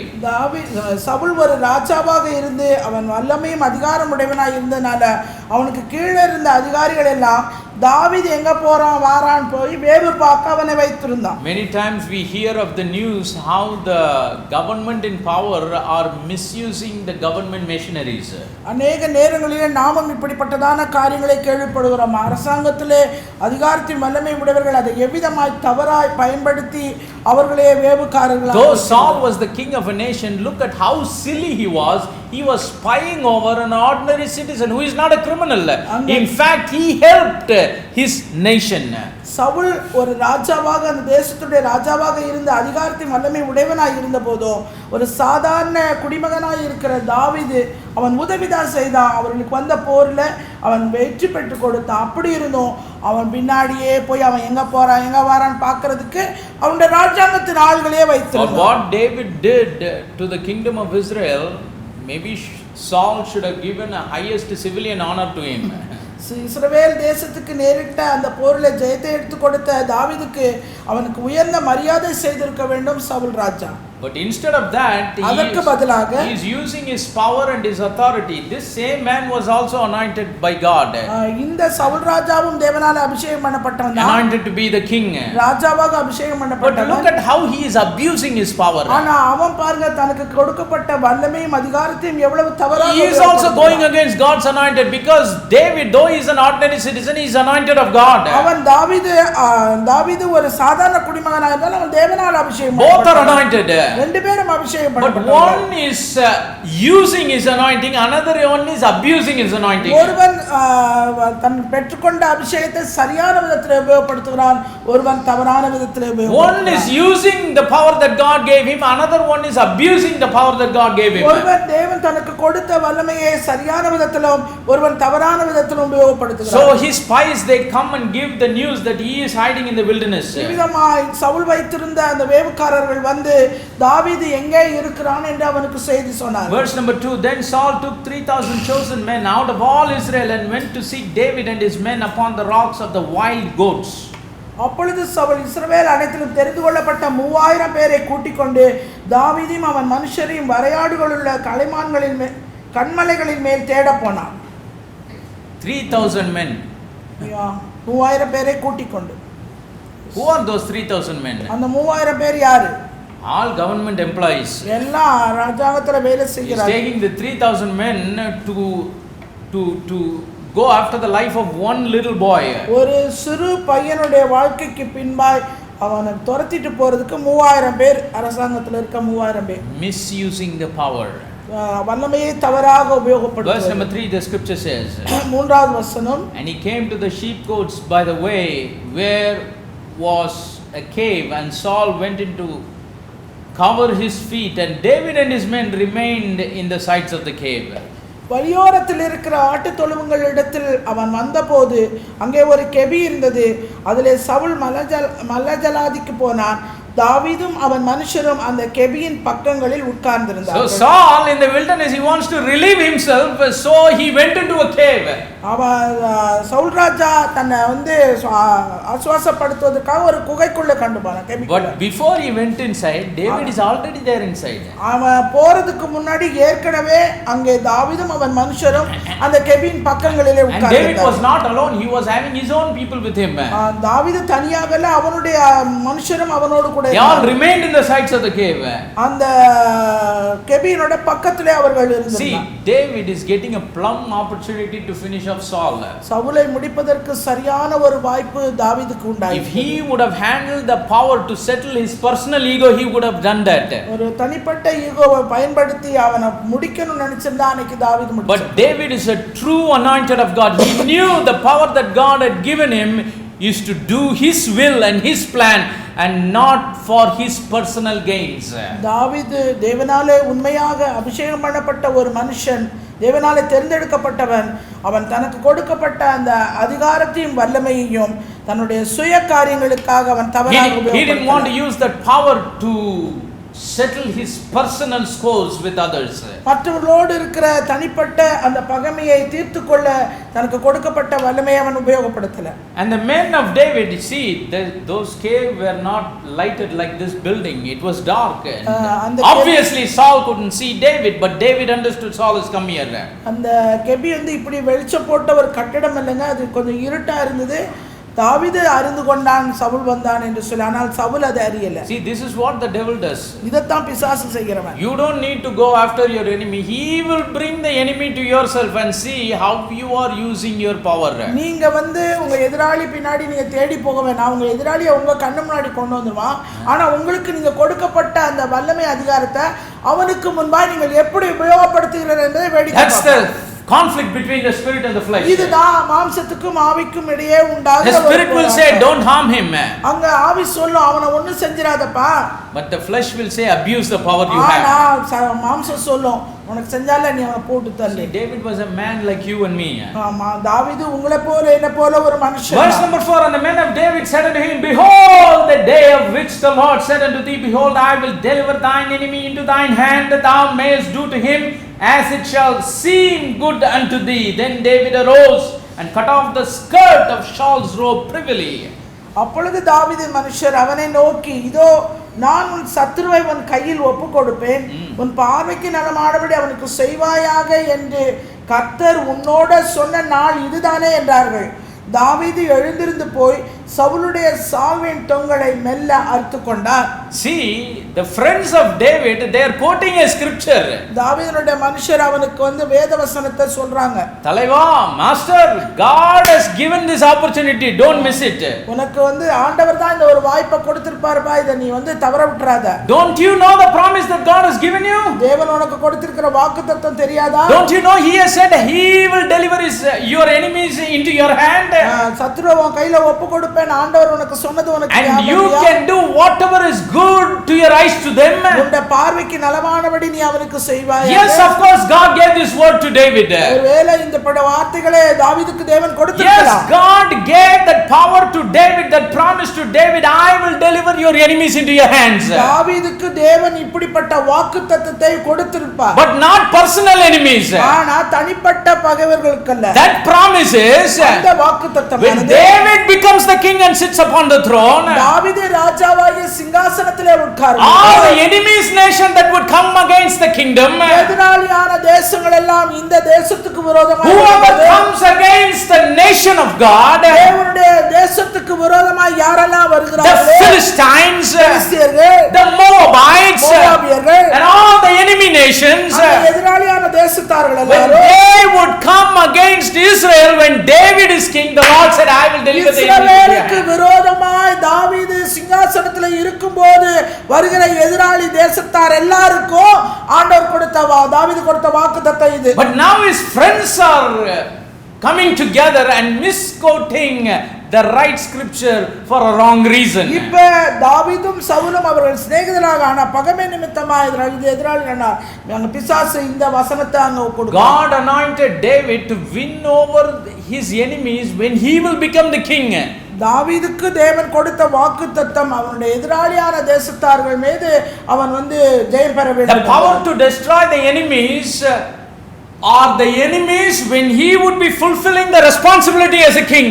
அவன் ராஜாவாக ஒரு உத்தரவாதத்தை நிறைவேற்ற வேண்டுமென்றால் அந்த நாளிலே எதிராளியாய் வருகிற ராஜ்யத்தார் எல்லாத்தையும் அவன் முடிக்க வேண்டும். Now they are quoting that promise to settle a personal enmity between him. ஆனால் இப்பொழுதோ அந்த வாக்குத்தத்தத்தை பிசாசானவன் சவுலுக்கும் தனக்கும் இருக்கிற பகைமைக்கு அவன் அதை உபயோகப்படுத்துகிறான். I think David was little bit shaken up. தாவீது கொஞ்சம் அசைக்கப்பட்டிருக்கிறான். For a moment he believed them, I think. கொஞ்ச நேரத்துல அத கூட அவன் நம்பி இருக்கலாம். That's why he quickly went near him, but somehow he got the senses that he cut only the edge of his robes and came back. தாவீது எழுந்திருந்து வேகமா போயிட்டான் சவுல் கிட்ட. போன பிறகுதான் என்ன நினைச்சான், மனசாட்சி என்ன சொல்லிச்சோ தெரியாது, அந்த சால்வையின் ஓரத்தை மாத்திரம் வெட்டிட்டு ஓடி வந்துட்டான். First he gave himself to his flesh, but then the spirit overcame the flesh. அந்த வசனத்தை மனுஷர் சொன்ன உடனேயே, வாக்குத்தத்தத்தை சொன்ன உடனே வேகம் வந்துருச்சு, மாம்சத்துல வேகமா போயிட்டான். He shook himself up. அவன் தன்னை தானே மறந்து அந்த இடத்துல he understood a right scripture is given in a wrong place, in a wrong situation. அப்புறம் போன பிறகுதான் சரியான வாக்குத்தத்தம் தான், ஆனா தவறான இடத்துல இது சுட்டி காட்டப்படுகிறதுன்னு சொல்லி அந்த இடத்தை But in that speed he just cut off his robe and came back. அந்த வேகத்திலே அந்த சவுலுடைய சால்வையின் தொங்கலை அறுத்து கொண்டு ஓடி வந்தான். And in verse number 5 he felt sorry for it.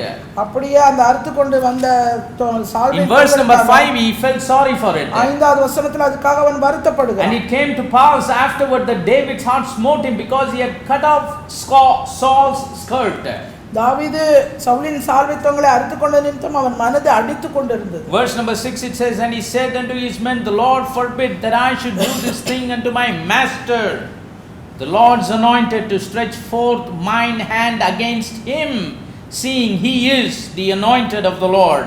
அவன் தன் மனுஷரை பார்த்து, கர்த்தர் அபிஷேகம் பண்ணின என் ஆண்டவன் மேல் என் கையை போடும்படியான இப்படிப்பட்ட காரியத்தை நான் செய்யாதபடிக்கு கர்த்தர் என்னை காப்பாராக, அவர் கர்த்தரால் அபிஷேகம் பண்ணப்பட்டவர் என்று சொல்லி. David saw his enemy Saul. In other words, only Saul was seeing David as his enemy. தாவீது சவுலை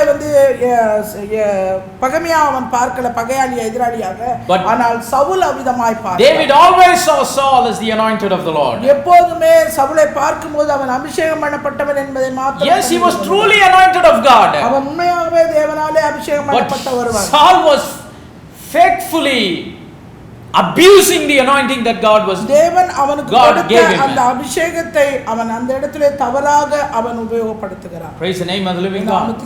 But yet he felt sorry. ஆனா வருத்தப்படுகிறான். See, when somebody is anointed of God, they are anointed of God.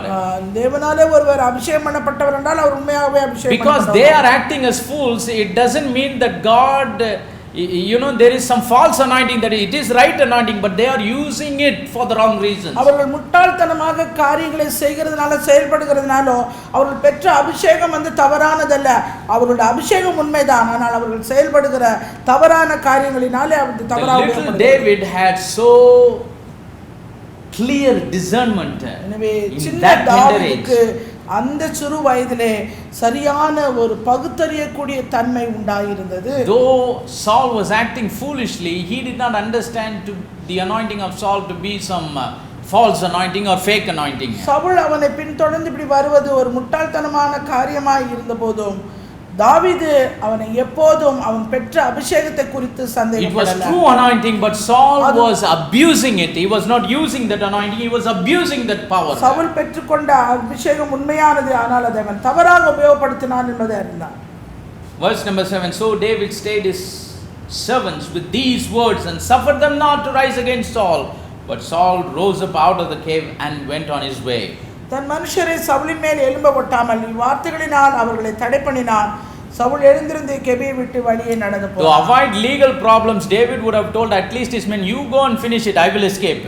அப்படியே தாவீது அவங்க மனுஷனா கூட வந்தவங்களை பார்த்து, நீங்க போய் முடிச்சிருங்க, நான் முடிச்சிருப்பாங்க, அவன் தப்பி போய் இருந்திருக்கலாம். The first opportunity David got, he did not misuse his power. தாவீது பெற்றுக்கொண்ட இந்த தருணத்தை, சரியான ஒரு தருணத்தை அவன் தவறாக தன்னுடைய வல்லமையோ அதிகாரத்தையோ He உபயோகப்படுத்தவில்லை. never used or abused that power for his personal gains, but he preserved that power to fulfill the great responsibility that God would give him. அவன் தன்னுடைய சுய ஆதாயத்துக்காக தேவன் தனக்கு கொடுத்த அபிஷேகத்தையோ வல்லமையோ அதிகாரத்தையோ தவறாக உபயோகப்படுத்தல. அந்த இடத்துல அவன் நிதானமாய் அங்கே செயல்பட்டான். We need to be very careful எனவே நாம் மிகவும் ஜாக்கிரதை உள்ளவர்களாக how இருக்க வேண்டும். we are using the grace that God has given us, no matter in any way. தேவன் நமக்கு கொடுத்திருக்கிற அந்த ஆவிக்குரிய கிருபை வரங்களில் நாம் எப்படி Anyway, not only spiritual, but even natural also. இயற்கையோ ஆவிக்குரிய காரியங்களோ எந்த காரியமானாலும் அதை உபயோகப்படுத்துவதிலே நாம் ஜாக்கிரதையாக இருக்க We should not abuse it for our personal gains, but we must use it to fulfill the responsibility that God has given us. நம்முடைய சுய ஆதாயத்துக்காக நம்ம லாபத்துக்காக அதை உபயோகப்படுத்தக்கூடாது. தேவனுடைய உத்தரவாதங்கள் நமக்கு கொடுத்திருக்கிற உத்தரவாதங்களை நிறைவேற்றி முடிப்பதற்கு நாம் அதை உபயோகப்படுத்த வேண்டும். Again, David got another opportunity. தாவீதுக்கு மீண்டும் ஒரு வாய்ப்பு உண்டானது.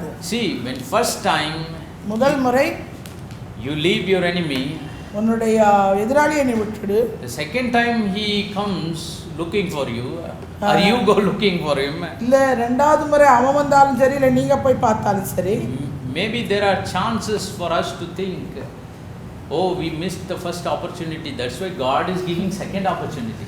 முதல் தடவை தவறுனதுனால தான் ஆண்டவர் ரெண்டாவது தடவை நமக்கு வாய்ப்பு கொடுத்திருக்கிறாருன்னு நினைச்சிருப்போம். 1 Samuel chapter number 26. 1 சாமுவேல் 26வது அதிகாரம். Beginning from verse number 1. And the Ziphites came unto Saul to Gibeah, saying, Doth not David hide himself in the hill of Keilah, which is before Jeshimon?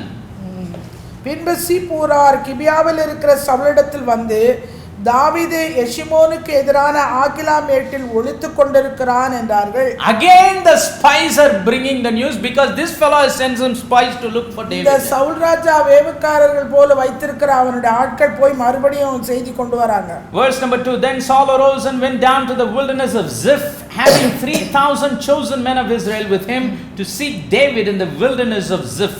அப்பொழுது Saul cheap வனாந்திரத்திலே தாவீதை தேடும்படி எழுந்து இஸ்ரவேலிலே தெரிந்து கொள்ளப்பட்ட 3000 பேரோடு கூட சீப் வனாந்திரத்துக்கு புறப்பட்டு போனான். Again he is taking 3,000 people மறுபடியும் 3000 பேரு to finish off a little boy called David. தாவீதுங்கிற ஒரு சிறு பையனை முடிக்கிறது. Remember, David didn't have any big army with him. அவனோடு தாவீதுக்கு எந்த ஒரு பெரிய ராணுவமும் கிடையாது. Only to accompany him he had some friends. சில சிநேகிதர்கள் மாத்திரம் அவனோடு கூட இருந்தார்கள். Verse number 3. And Saul pitched in the hill of Keilah, ஆகிலா, which is before Jeshimon by the way, but David abode in the wilderness, and he saw that Saul came after him into the wilderness. Saul எசிமோனுக்கு எதிரே அண்டையில் இருக்கிற ஆகிலா மேட்டிலே பாளையம் இறங்கினான். தாவீது வனாந்திரத்தில் தங்கி சவுல் தன்னை தொடர்ந்து வனாந்திரத்திற்கு வருகிறதை கண்டு. Verse number 4. David therefore sent out spies. He had his own spies, because they were coming after his life, and understood that Saul was come in the very deed. தாவீதுக்கும் வேவுக்காரர்கள் இருந்தார். அதனால வேவுக்காரரை அனுப்பி சவுல் வந்தது நிச்சயம் என்று அவன் அறிந்து கொண்டான். And David arose, verse number 5, and came to the place where Saul had pitched, and David beheld the place where Saul lay, and Abner the son of Ner, the captain of his host, and Saul lay in the trench, and the people pitched round about him. பின்பு தாவீது எழுந்து சவுல் பாளையம் இறங்கின இடத்திற்கு போய் சவுலும் நேரின் குமாரனாகிய Abner என்னும் அவன் படைத்தலைவனும் படுத்துக் கொண்டிருக்கிற இடத்தை பார்த்தான். சவுல் ரதங்களில் இருக்கிற இடத்திலே படுத்துக் கொண்டிருந்தான். ஜனங்கள் அவனை சுற்றிலும் பாளையம் இறங்கி இருந்தார்கள். He saw his enemy sleeping. அவனுடைய எதிராளி அங்கே தூங்கிக் கொண்டிருக்கிறான். Just not sleeping, he was in deep sleep. அவன் வந்து வெறும் தூக்கம் இல்லைங்க, அயர்ந்த தூக்கம். In fact, the Lord put the spirit of deep sleep upon him, the scripture says. வேதவசனம் சொல்றபடி அவனுக்குள்ளே ஆண்டவர் ஒரு அயர்ந்த நித்திரையின் ஆவியை அவனுக்கு கொண்டு See, the Lord was testing him. ஆண்டவர் அவனை. Verse number 6. Then answered David and said to Ahimelech the Hittite, and to Abishai the son of Zeruiah, brother of Joab, saying, Who will go down with me to Saul to the camp? And Abishai said, I will go down with thee. தாவீது ஏத்தியனாகிய அகிமெலேக்கையும் செருயாவின் குமாரனும் யோவாபின் சகோதரனுமாகிய அபிசாயையும் பார்த்து, என்னோட கூட சவுலிடத்திற்கு பாளையத்துக்கு இறங்கி வருகிறவன் யார் என்றதற்கு அபிசாய், நான் உம்மோடே வருகிறேன் என்றார். So David is taking someone with him. Verse number 7. So David and Abishai came to the people by night, and behold, Saul lay sleeping within the trench, and his spear stuck in the ground at his bolster. But Abner and the people lay round about him. அப்படியே தாவீதும் அபிசாயும் ராத்திரியிலே அந்த ஜனங்களுக்குள்ளே வந்தார்கள். இதோ சவுல் ரதங்களில் இருக்கிற இடத்திலே படுத்து நித்திரை பண்ணினான். அவன் தலைமாட்டில் அவனுடைய ஈட்டி நிலத்திலே குத்தி இருந்தது. அவனை சுற்றிலும் அப்னேரும் ஜனங்களும் படுத்து கொண்டிருந்தார்கள். He had the chance to finish him off with his own weapon. அவனுடைய ஆயுதத்தை வச்சு அவனை முடிக்க சரியான வாய்ப்பு. He can prove that he committed suicide, but he can murder him. That's what really applies. அவனை கொலை பண்ணிட்டு அவனோட ஆயுதத்திலேயே அவனே மாண்டிட்டு செத்தான், தற்கொலைன்னு சொல்லலாம். And this man was sleeping in the middle of all his security guards around him. அவனை சுற்றி அவனை காக்கிற ஜனங்களோடு கூட அவன் நடுவிலே தூங்கி கொண்டிருக்கிறான் Saul. And on his over his head his bolster was stuck, and he had the opportunity. David don't need to take any weapon. Saul had his own weapon ready, so that his enemy can kill himself. சவுலை கொல்றதுக்கு தனக்குன்னு எந்த ஒரு ஆயுதமும் அவனுக்கு அவசியப்படலை. ஏனென்றால் அவனுடைய தலைமாட்டில் அவனுடைய ஈட்டியை குத்தி வச்சிருந்தாங்க. Verse number 8. Then said Abishai to David, God has delivered thine enemy into thine hand this day. Now therefore let me smite him, I pray thee, with the spear, even to the earth at once. I will not smite him the second time. அப்பொழுது அபிசாய் தாவீதை பார்த்து, இன்று தேவன் உம்முடைய சத்துருவை உம்முடைய கையில் ஒப்பு கொடுத்தார். இப்போதும் நான் அவனை ஈட்டினால் 2 குத்தாக குத்தாமல் ஒரே குத்தாக நிலத்தில் உருவ குத்தட்டுமா என்றார். See, when some people go to murder, they will plan some strategies. சிலர் கொலை செய்ய போறாங்கன்னா சில தந்திரங்களை அவங்க உபயோக தந்திரங்களை within one shot he should be finished. அடியில அவனை முடிக்கணும். There should not be any opportunity for retaliation. திரும்ப வந்து ஒரு வாய்ப்பு இது போல கிடைக்காது. Abishai says, you leave master, I can take care தலைவா. அபிஷாய் தாவீதை பார்த்து சொல்றான், பா விட்டுடு, என்கிட்ட விட்டுரு, நான் ஒரே குத்தா குத்தி. Just one chance, I will take his bolster, and within one shot I will finish him. அவனோட ஈட்டியை எடுத்து ஒரே குத்தா குத்தி அவன் வேலையை முடிச்சு. The aim will not miss. அந்த நான் வைக்கிற குறி தப்பவே தப்பாது. Verse number 9. And David said to Abishai, destroy him not. For who can stretch forth his hand against the Lord's anointed and be guiltless? தாவீது அபிஷாயை பார்த்து, அவரை கொல்லாதே, கர்த்தர் அபிஷேகம் பண்ணுவித்தவர் மேல் தன் கையை போட்டு குற்றமில்லாமல் போகிறவன் யார் என்று சொன்னார். Again they said, Master, second opportunity God is giving. He gave you promise இரண்டாவது that he will give your enemies into your hand. இரண்டாவது வாய்ப்பு ஆண்டவர் உனக்கு கொடுத்திருக்காரு. உன்னுடைய சத்துருக்களை உன் கையில ஒப்பு கொடுத்திருக்கேன், வாக்குத்தத்தம் கொடுத்திருக்காரு, இதை விட்டுறாத அப்படிங்க. But David knew that is not his personal enemy, but when he would be king, whoever enemy comes, like the Philistines or the Moabites, they would be given into his hands. தாவீது அங்கே அவன் தனிப்பட்ட ஒரு எதிராளியை அங்கே முடிக்கிறதுக்காக அல்ல, அவனுக்கு ராஜ்யத்துக்கு விரோதமாய் வருகிற பெலிஸ்தரோ மோவாபியரோ அப்படிப்பட்டவர்களை வேணா எதிர்க்கலாமே ஒழிய இவரை எதிர்க்க கூடாது. He said, I will not stretch forth my hand against the Lord's anointed. கர்த்தர் அபிஷேகம் பண்ணுவித்தவனே என் கையை நான் போட மாட்டேன் என்று சொல்லிவிட்டான். Then in verse number 10, David said, furthermore, as the Lord liveth, the Lord shall smite him, or his day shall come to die, or he shall descend to his battle and perish. பின்னும் கர்த்தர் தாவீது, கர்த்தர் அவரை அடித்து அல்லது அவருடைய காலம் வந்து அவர் மரித்து அல்லது அவர் யுத்தத்திற்கு போய் மாண்டால் ஒழிய நான் என் கையை கர்த்தர் அபிஷேகம் பண்ணுவித்தவர் மேல் போடாதபடிக்கு கர்த்தர் என்னை காக்கடவர் என்று. He is Lord's anointed. Let natural death comes. அவன் கர்த்தராலே அபிஷேகம் பண்ணப்பட்டவன், இயற்கையான மரணம் வரட்டும் அவருக்கு. We should not do any mischief to finish off his life in an unnatural way. இயற்கைக்கு விரோதமாக அவருடைய வாழ்க்கையை முடிப்பது ஒரு காரியம் அல்ல. Verse number 11, the Lord forbid that I should stretch forth mine hand against the Lord's anointed, but I pray thee, take down now the spear that is at his bolster and the cruse of water, and let us go. நான் என் கையை கர்த்தர் அபிஷேகம் பண்ணுவித்தவர் மேல் போடாதபடிக்கு கர்த்தரினை காக்கடவர் என்று கர்த்தருடைய ஜீவனை கொண்டு சொல்லுகிறேன். இப்போதும் அவர் தலைமாட்டில் இருக்கிற ஈட்டியையும் தண்ணீர் செம்பையும் எடுத்துக்கொண்டு போவோம் என்றார். At least take that, when he wakes up he will understand. அப்படியே அவன் முழிச்சானா அவனுக்கு புரிஞ்சு That கொள்ளட்டும். somebody came around him but yet they spared his life. யாரோ ஒருத்தர் வந்திருக்காங்க அப்படி இருந்தும் என் ஜீவனை தப்ப விட்டுருக்காங்க. So I will not put my hands on the Lord's anointed. கர்த்தர் அபிஷேகம் பண்ணிவிட்ட மேல் என் கையை நான் போடுறது இல்ல. Some people say, brother, I have lot of enemies. That is not Lord's anointed. That is not. ஆண்டவரால் அபிஷேகப்படாத நிறைய எதிரிங்க இருக்காங்க, என்ன பண்ணலாம்? That's a question a lot of people ask. அநேகருக்கு எழுப்புகிற ஒரு கேள்வி இது. But the truth is whether they are anointed or not. ஆனா கேள்வி வந்து அவங்க அபிஷேகம் பண்ணப்பட்டவங்களா இல்லாதவங்களா? You have the anointing. ஆனா உங்களுக்குள்ள அந்த அபிஷேகம் இருக்குங்க. Not to murder anyone. யாரையும் கொலை செய்யக்கூடாது. Some people think murder is only with sword and rifle.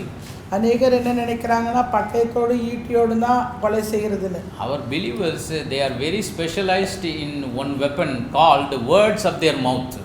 நம்முடைய விசுவாசிகளுக்கு ஒரு விசேஷித்த ஆயுதம் வாயின் வார்த்தைகள். They won't touch any rifle or sword or any natural weapons to murder people. துப்பாக்கியோ கத்தியோ இல்ல பட்டயமோ எடுக்க மாட்டாங்க. They have one sword in their mouth. With their words they will assassinate a lot of people. அவர்கள் வாயிலேயே ஒரு பட்டயம் இருக்கு, அது கொண்டு அவர்கள் அநேகரை கொலை செய்கிறார்கள். They will curse people as if God has deputed them for that duty. அவர்கள் அநேகரை சபிக்கிறார்கள். அதாவது ஆண்டவர் அவங்களை சபிக்கிறதுக்கு வொர்க் கொடுத்த மாதிரி என்ன பண்ணுவாங்க? Like God's deputies, they will so professionally kill people with their words. தேவன் அவர்களுக்கு கொடுத்த ஒரு வேலையை போல கருதி அநேகரை தங்கள் வார்த்தைகளினாலே கொல்லுகிறார்கள். We should never kill people with our words. நம்முடைய வார்த்தைகளினாலே ஜனங்களை கொல்லக்கூடாது. Like we should not do it with any natural weapons. எப்படி Never should do with our word weapon. இயற்கையான ஆயுதங்களை கொண்டு நாம் கொலை செய்யக்கூடாது, அதுபோல நம்முடைய வாயின் வார்த்தைகளை கொண்டும் செய்யக்கூடாது. Yes, when injustice is done to the responsibility that is under your jurisdiction, you can ask them. நம்முடைய கைக்கீழாக செய்கிற அந்த உத்தரவாதத்தை நிறைவேற்றும் போது அநீதியான காரியங்கள் வரும்போது கேட்கலாம். Like Jesus did what he did in the temple. ஆலயத்துல தேவாலயத்துல இயேசு கிறிஸ்து என்ன செய்தாரோ அதுபோல. Because that is the kingdom business. ஏனென்றால் அது ராஜ்யத்துக்குரிய காரியம். That is his house. அது அவருடைய வீடு. It is under his responsibility. இது அவருடைய பொறுப்புக்கு கீழாக. And he should see to that he uses his power, that no injustice is done. அந்த இடத்துல எந்த ஒரு அநீதியும் நடக்கப்பட கூடாது, அதனால அவர் தனக்கு கொடுக்கப்பட்ட வல்லமையை அதிகாரத்தை உபயோகப்படுத்துகிறார். So when some alien comes into your family, உங்களுடைய குடும்பத்துக்குள்ள இப்படிப்பட்டதான வேறுபட்ட காரியங்கள் when some thief comes into your responsibility, உங்களுடைய பொறுப்புகளுக்கு மத்தியிலே சில கலவாடங்கள் வரும்போது you should use your power. உங்களுடைய வல்லமையை நீங்கள் உபயோகப்படுத்தலாம். Because you are not doing it for your personal gains. ஏனென்றால் உங்களுடைய சுய லாபத்துக்காக நீங்கள் அதை செய்யவில்லை. You are not using it to settle scores in a personal level. இல்ல ஒரு தனிப்பட்ட விதத்திலே நீங்கள் உயர வேண்டும் என்று நீங்கள் அதை செய்யலாம். You are not using it to settle scores with your personal ego. இல்ல உங்களுடைய தனிப்பட்ட ஈகோவுக்காக நீங்கள் அதை செய்யவும் இல்லை. Because you are seeing someone that is coming and touching something that God has put right under your care. உங்களுடைய பராமரிப்புக்கு கீழே சரியான விதத்திலே வைத்திருக்கிற ஒரு காரியத்திலே அநீதியான ஒரு காரியத்தை நீங்கள் காண்பீர்களானால் அதை தட்டி கேட்பதற்கு உங்கள் வல்லமையை This same Jesus, இதே ஆண்டவராக he said all power and authority is given. சகல அதிகாரமும் எனக்கு கொடுக்கப்பட்டிருக்கிறது. Not a little power, கொஞ்சம் அதிகாரம், not a little authority, இல்ல கொஞ்சம் வல்லமை இல்ல, but all power is given unto me. சகல அதிகாரம் வல்லமையும் எனக்கு கொடுக்கப்பட்டிருக்கிறது. All means all. சகலமும் என்றால் சகலம். There are no exceptions. அங்கே கொஞ்சம் கூட அதுக்கு விதிவிலக்கு. Full authority, full power is given. முழு வல்லமை, முழு அதிகாரம். That's why he had a name that is above every name. அதனால தான் அவருக்கு எல்லா நாமத்துக்கும் மேலான நாமம் உடையதாய். By which every knee in heaven, in earth and underneath the earth should bow. அதனால பரலோகத்திலே பூலோகத்திலே கீழானவருடைய முழங்கால் எல்லாம் முடங்கப்படும். He had a name under its power and authority that every mouth in heaven, in earth and underneath the earth shall confess that he is the Lord. பரலோகமும் பூலோகமும் பூமிக்கு கீழானவருடைய வாய்கள் எல்லாம் இயேசுவே கர்த்தர் என்று அறிக்கை செய்யக்கூடிய ஒரு நாமம். He had the power of the king to be the king of all the kings. எல்லா ராஜாக்களுக்கு மேலான ஒரு ராஜா, அதிகாரம் பெற்ற ராஜா அவர். When he was led by the Spirit of God into the wilderness, அவர் ஆவியானவராலே வனாந்தரத்துக்கு கொண்டு போகப்பட்டார். he fasted for 40 days and 40 nights. அவர் 40 நாள் இரவும் பகலும் உபவாசித்தார். And then the tempter came. அப்பொழுது சோதனைக்காரன் அவரிடத்தில் When வந்தார். Jesus was hungry in his flesh, தன்னுடைய மாம்சத்திலே இயேசு பசியாய் in his இருந்தார். own flesh, அவருடைய சுய மாம்சத்திலே, in his self, அவருடைய சுயத்திலே, in his body with which he came into this world. இந்த பூமியிலே வந்த அந்த மாம்ச When he சரீரத்திலே fasted for 40 days and 40 nights and became hungry, அவர் இரவும் பகலும் 40 நாள் உபவாசமாய் இருந்த பின்பு அவருக்கு பசி உண்டாயிற்று.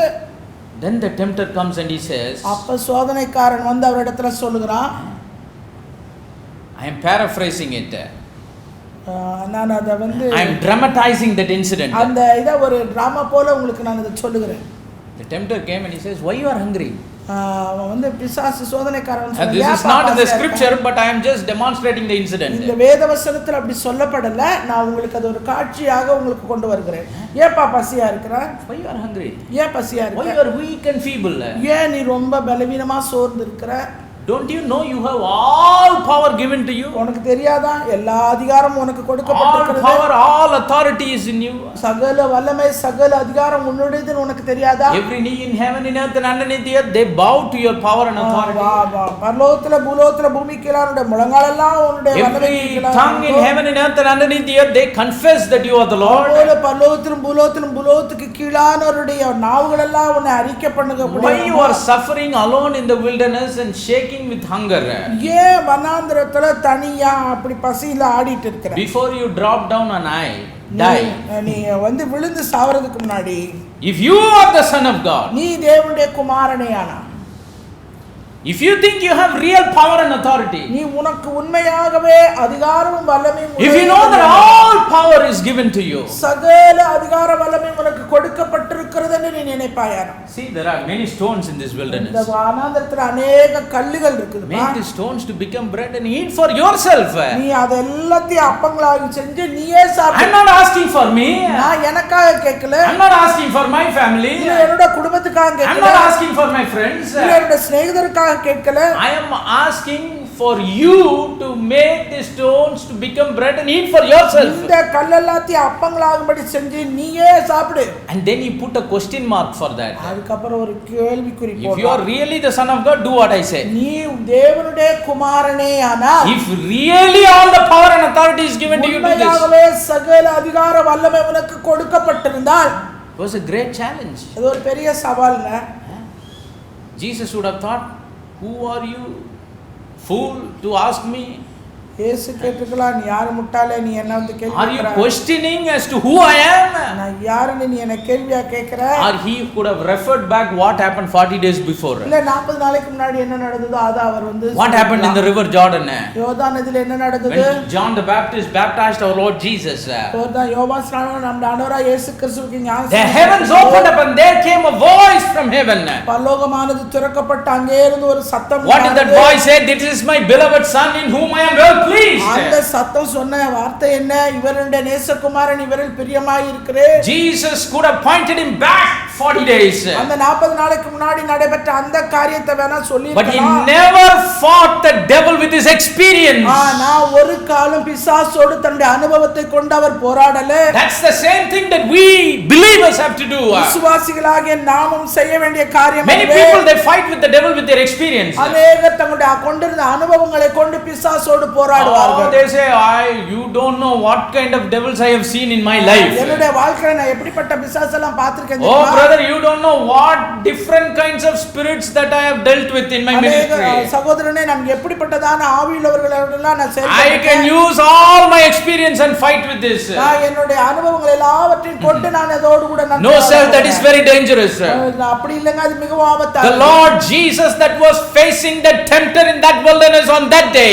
அந்த நாளிலே சோதனைக்காரனை வனாந்தரத்திலே சந்தித்த ஆண்டவர், He is the same one that he himself kicked out in heaven. அவராலே வெளியே தள்ளப்பட்ட ஒருவன் தான் அவன். Praise the name of the living God. He is nothing but Lucifer. அவன் வேற யாரும் இல்லங்க, லூசிபர் என்கிற தூதன். You know the conflict between God and Lucifer? லூசிபருக்கும் தேவனுக்கும் நடந்த ஒரு சச்சரவு என்னன்னு தெரியுமா? Our Lord Jesus, he kicked him as a football from heaven. அவனை கால்பந்தை போல பரலோகத்திலிருந்து தூக்கி கீழே இறக்கி போட்டார். He is the one who created him. அவர் ஒருவர் தான் அவனை சிருஷ்டித்தார். Because God Almighty only created the angels. தூதர்களை சிருஷ்டித்தவரும் ஆண்டவரே. He knows his nature, he knows his perversion, he knows everything about him. அவருடைய தன்மை என்ன, அவருடைய மாறுபட்ட காரியம் என்ன, எல்லாவற்றையும் ஆண்டவர் நன்கு அறிந்தவர். But now because he came in the flesh, he comes as if he is someone that is intelligent and is talking to you, make the stones to become bread. அவர் மாம்சத்திலே இங்க வந்ததனால அவரிடத்துல போய் ரொம்ப கிளவரா புத்திமான போல கேக்குறான், நீ தேவனுடைய குமாரனே, you are the son of God. நீ தேவனுடைய குமாரனே. What did Jesus do? இயேசு என்ன சொன்னார்? He didn't fight no devil with his experience. தன்னுடைய கொண்டிருந்த அனுபவத்தை கொண்டு பிசாசோடு அவர் போராடல. He fought the devil with the word of God. தேவனுடைய வார்த்தையை கொண்டு பிசாசோடு அவர் போராடினார். He replied the devil with the word of God. தேவனுடைய வார்த்தை அவனுக்கு மறுஉத்தரவாக with the written word, with the logos. எழுதப்பட்ட அந்த தேவனுடைய வார்த்தையை கொண்டவர். Because he is word made flesh. என்றால் அவரே வார்த்தை மாம்சமானவர். And he said, man shall not live by bread alone, but by every word that proceeds out of the mouth of God. அப்பத்தினாலே மாத்திரமல்ல தேவனுடைய வாழ்ந்து புறப்படுகிற ஒவ்வொரு வார்த்தையினாலும் பிள்ளை. Devil, I didn't come to this world with all power and authority to use that power for myself. பிசாசே சகல அதிகாரமும் வல்லமையும் உடையவராய் இந்த பூமிக்கு நான் வந்தது எனக்கென்று சுயமாய் அதை உபயோகிக்க. Yes, all power and authority is given to me. அவர் சகல அதிகாரம் வல்லமையும் அவருக்கு கொடுக்கப்பட்டது. But it is not for me to make bread for myself. ஆனா எனக்கு அப்பத்தை செய்யறதுக்காக அது உபயோகப்படுத்த. Because I don't live by bread. ஏனென்றால் நான் அப்பத்தினாலே நான் வாழ்கிறேன். I live by who I am. நான் யார் என்று நான் வாழ்கிறது யார் என்று எனக்கு. I am that I am. I am the word made in flesh. ஆகவே இருக்கிறேன், நான் மாம்சத்திலே வந்த வார்த்தை மாம்சமானவர். Even Jesus, இயேசு கிறிஸ்து கூட when he came into this world in flesh and blood like you and I have, உங்களையும் என்னையும் போல மாம்சத்தையும் இரத்தத்தையும் உடையவராய் அவர் இந்த பூமிக்கு வந்தபோது he never used the power, even a little bit of power. அவர் ஒரு காலம் ஒரு சிறிய வல்லமையை கூட அதிகாரத்தை கூட தன்னுடைய சுயத்துக்கென்று அவர் உபயோகப்படுத்தினார். When he got that power from heaven, அவர் பரலோகத்திலிருந்து அந்த வல்லமையை அவர் பெற்றுக்கொண்டார். when he carried the kingdom, the power and the authority of kingdom upon his shoulders, நம்முடைய தோளிலே கர்த்தத்துவத்தை அந்த அதிகாரத்தின் வல்லமையும் உடையவராய் அவர் வந்தபோது he knew how he had to use it. அதை எப்படி உபயோகப்படுத்த வேண்டும் என்று அவர் அறிந்திருந்தார். He knew it is to fulfill God's purpose. அது தேவனுடைய தீர்மானத்தை தேவனுடைய நோக்கத்தை நிறைவேற்றுவதற்கு என்பதை அவர் அறிந்தார். It's not to fulfill what the devil wanted him to fulfill. பிசாசு அவரை என்ன செய்ய வேண்டும் என்று சொன்னானோ அதை செய்து நிறைவேற்றி முடிப்பதற்கு அல்ல. It's not for him to use that power for himself. இல்ல தன்னுடைய சுய லாபத்துக்காக ஆதாயத்துக்காக அந்த வல்லமை அதிகாரத்தை உபயோகப்படுத்த வேண்டும் என்பதற்காக அல்ல. He knew for what purpose he had been given all. என்ன நோக்கத்துக்காக என்ன தீர்மானத்துக்காக பரலோகத்திலிருந்து அந்த அதிகாரமும் வல்லமையும் அவருக்கு கொடுக்கப்பட்டது என்பதை அவர் நன்கு அறிந்தவராய் இருந்தார். A lot of people, they ask God for different things. அநேகர் ஆண்டவரிடத்தில் அநேக வித்தியாசமான காரியங்களை கேட்பார்கள். Natural and also spiritual. இயற்கையாகவோ இல்ல ஆவிக்குரிய காரியங்களாகவோ. But the Lord wants to know for what purpose we are asking. ஆனா ஆண்டவர் விரும்புறதுன்னா அவங்க என்ன நோக்கத்துக்காக இதை கேட்கறாங்க. See, if ever God gives anything to his people, it is to fulfill his purpose alone. தேவன் தம்முடைய ஜனங்களுக்கு எது ஒன்று கொடுத்தாலும் அனுமதித்தாலும் அது அவருடைய நோக்கத்தை அவருடைய சித்தத்தை நாம் நிறைவேற்றுவதற்காக தான். Whatever God gives, there should not be any selfish motives. அதுல எந்த ஒரு சுயமான நோக்கமும் அதுல இருக்கப்படக்கூடாது. A lot of people think, brother, then how I can eat and how I have to live and I have to survive. நான் எப்படி சாப்பிடுறது, எப்படி வேலை செய்யறது, எப்படி நான் உயிர் பிழைக்கிறது. That's what Jesus said, seek ye first the kingdom. அதுக்கு தான் ஆண்டவர் சொன்னாரு, முதலாவது தேவனுடைய ராஜ்யத்தை நீதியை தேடு. Whatever you seek, let it be for my kingdom. முதல்ல நீ தேடுறது எதுவோ அது என்னுடைய ராஜ்யத்துக்கு அடுத்ததாய் அது காணப்படும். You seek things not for your selfishness but for your selfless purpose. உன்னுடைய சுயத்துக்காக எந்த ஒரு காரியத்தையும் நீ தேடாதே, சுயமில்லாமல் நீ தேவனுடைய ராஜ்யத்துக்கான காரியங்களை தேடு. The rest of the things I will take care of you. மீதமுள்ள காரியத்தெல்லாம் நான் பார்த்துக்கிறேன். Praise the name of the living God. நாமத்துக்கே மகிமை. So we have to be conscious of that. அது குறித்த ஒரு கவனம் உள்ளவர்களாக நாம் Every little thing that God gives, he expects for us to handle it in a proper way. நம்முடைய வாழ்க்கையில தேவன் கொடுத்திருக்க சின்ன சின்ன காரியம் கொஞ்ச காரியம் கூட அதை ஆண்டவருடைய நாமத்துக்கு மகிமை அவருடைய தீர்மானத்தை நிறைவேற்றுவதற்கு நாம் உபயோகப்படுத்த வேண்டும். He wants us to use it for the purpose he has given us to use it and not to abuse it. தேவன் என்ன நோக்கத்துக்காக கொடுத்தாரோ அந்த நோக்கத்துக்காக தீர்மானத்துக்கு மாத்திரமே அதை உபயோகப்படுத்த வேண்டுமே இல்லையா தவறாக அதை உபயோகப்படுத்த கூடாது. But the devil always would try to pervert it. ஆனால் பிசாசு எப்போதுமே அதுக்கு மாறுபட்ட விதத்திலே நம்மை செயல்படுத்த வைக்கிறான். See, when we give gifts to people, ஜனங்களுக்கு நான் பரிசு பொருட்களை கொடுக்கும்போது, I say this because in the spiritual realm the gifts of the spirit are considered to be the greatest power that is in the universe. நான் இது எதுக்கு சொல்றேன்னா ஆவிக்குரிய மண்டலத்துல ஆவிக்குரிய அந்த ஈவுகள் எல்லாமே ஏராளமா உலகத்தின் காரியங்களை காட்டிலும் மேன்மையானதாக இருக்கிறது. Like we read in the book of Corinthians, the 9 gifts of the spirit. அந்த கொரிந்து புத்தகத்துல நாம் படிக்கிறபடி ஆவிக்குரிய 9 வரங்கள். The gift of miracles, அற்புதங்கள், the gift of healings, சுகமாக்கும் வரம், the gift of prophecy, தீர்க்கதரிசன வரம், the word of wisdom and the word of knowledge, வார்த்தை குறித்த ஞானம், வார்த்தை குறித்த அறிவு, discernment, gift of faith, பகுத்தறிகிற ஞானம், tongues and interpreting the tongues. பாஷைகளை வியாக்கியானம் பண்ணுவது, பாஷைகளை பேசுவது. So this 9 gifts, especially in the church of today, has become one of the greatest attraction. இந்த 9 வரத்துல ஏதாவது ஒண்ணு இல்ல மொத்தமா இருக்கணும். இதுதான் சபைக்குள்ள ஒரு பெரிய கவர்ச்சியா இருக்கு. Actually God gave these gifts to attract the world.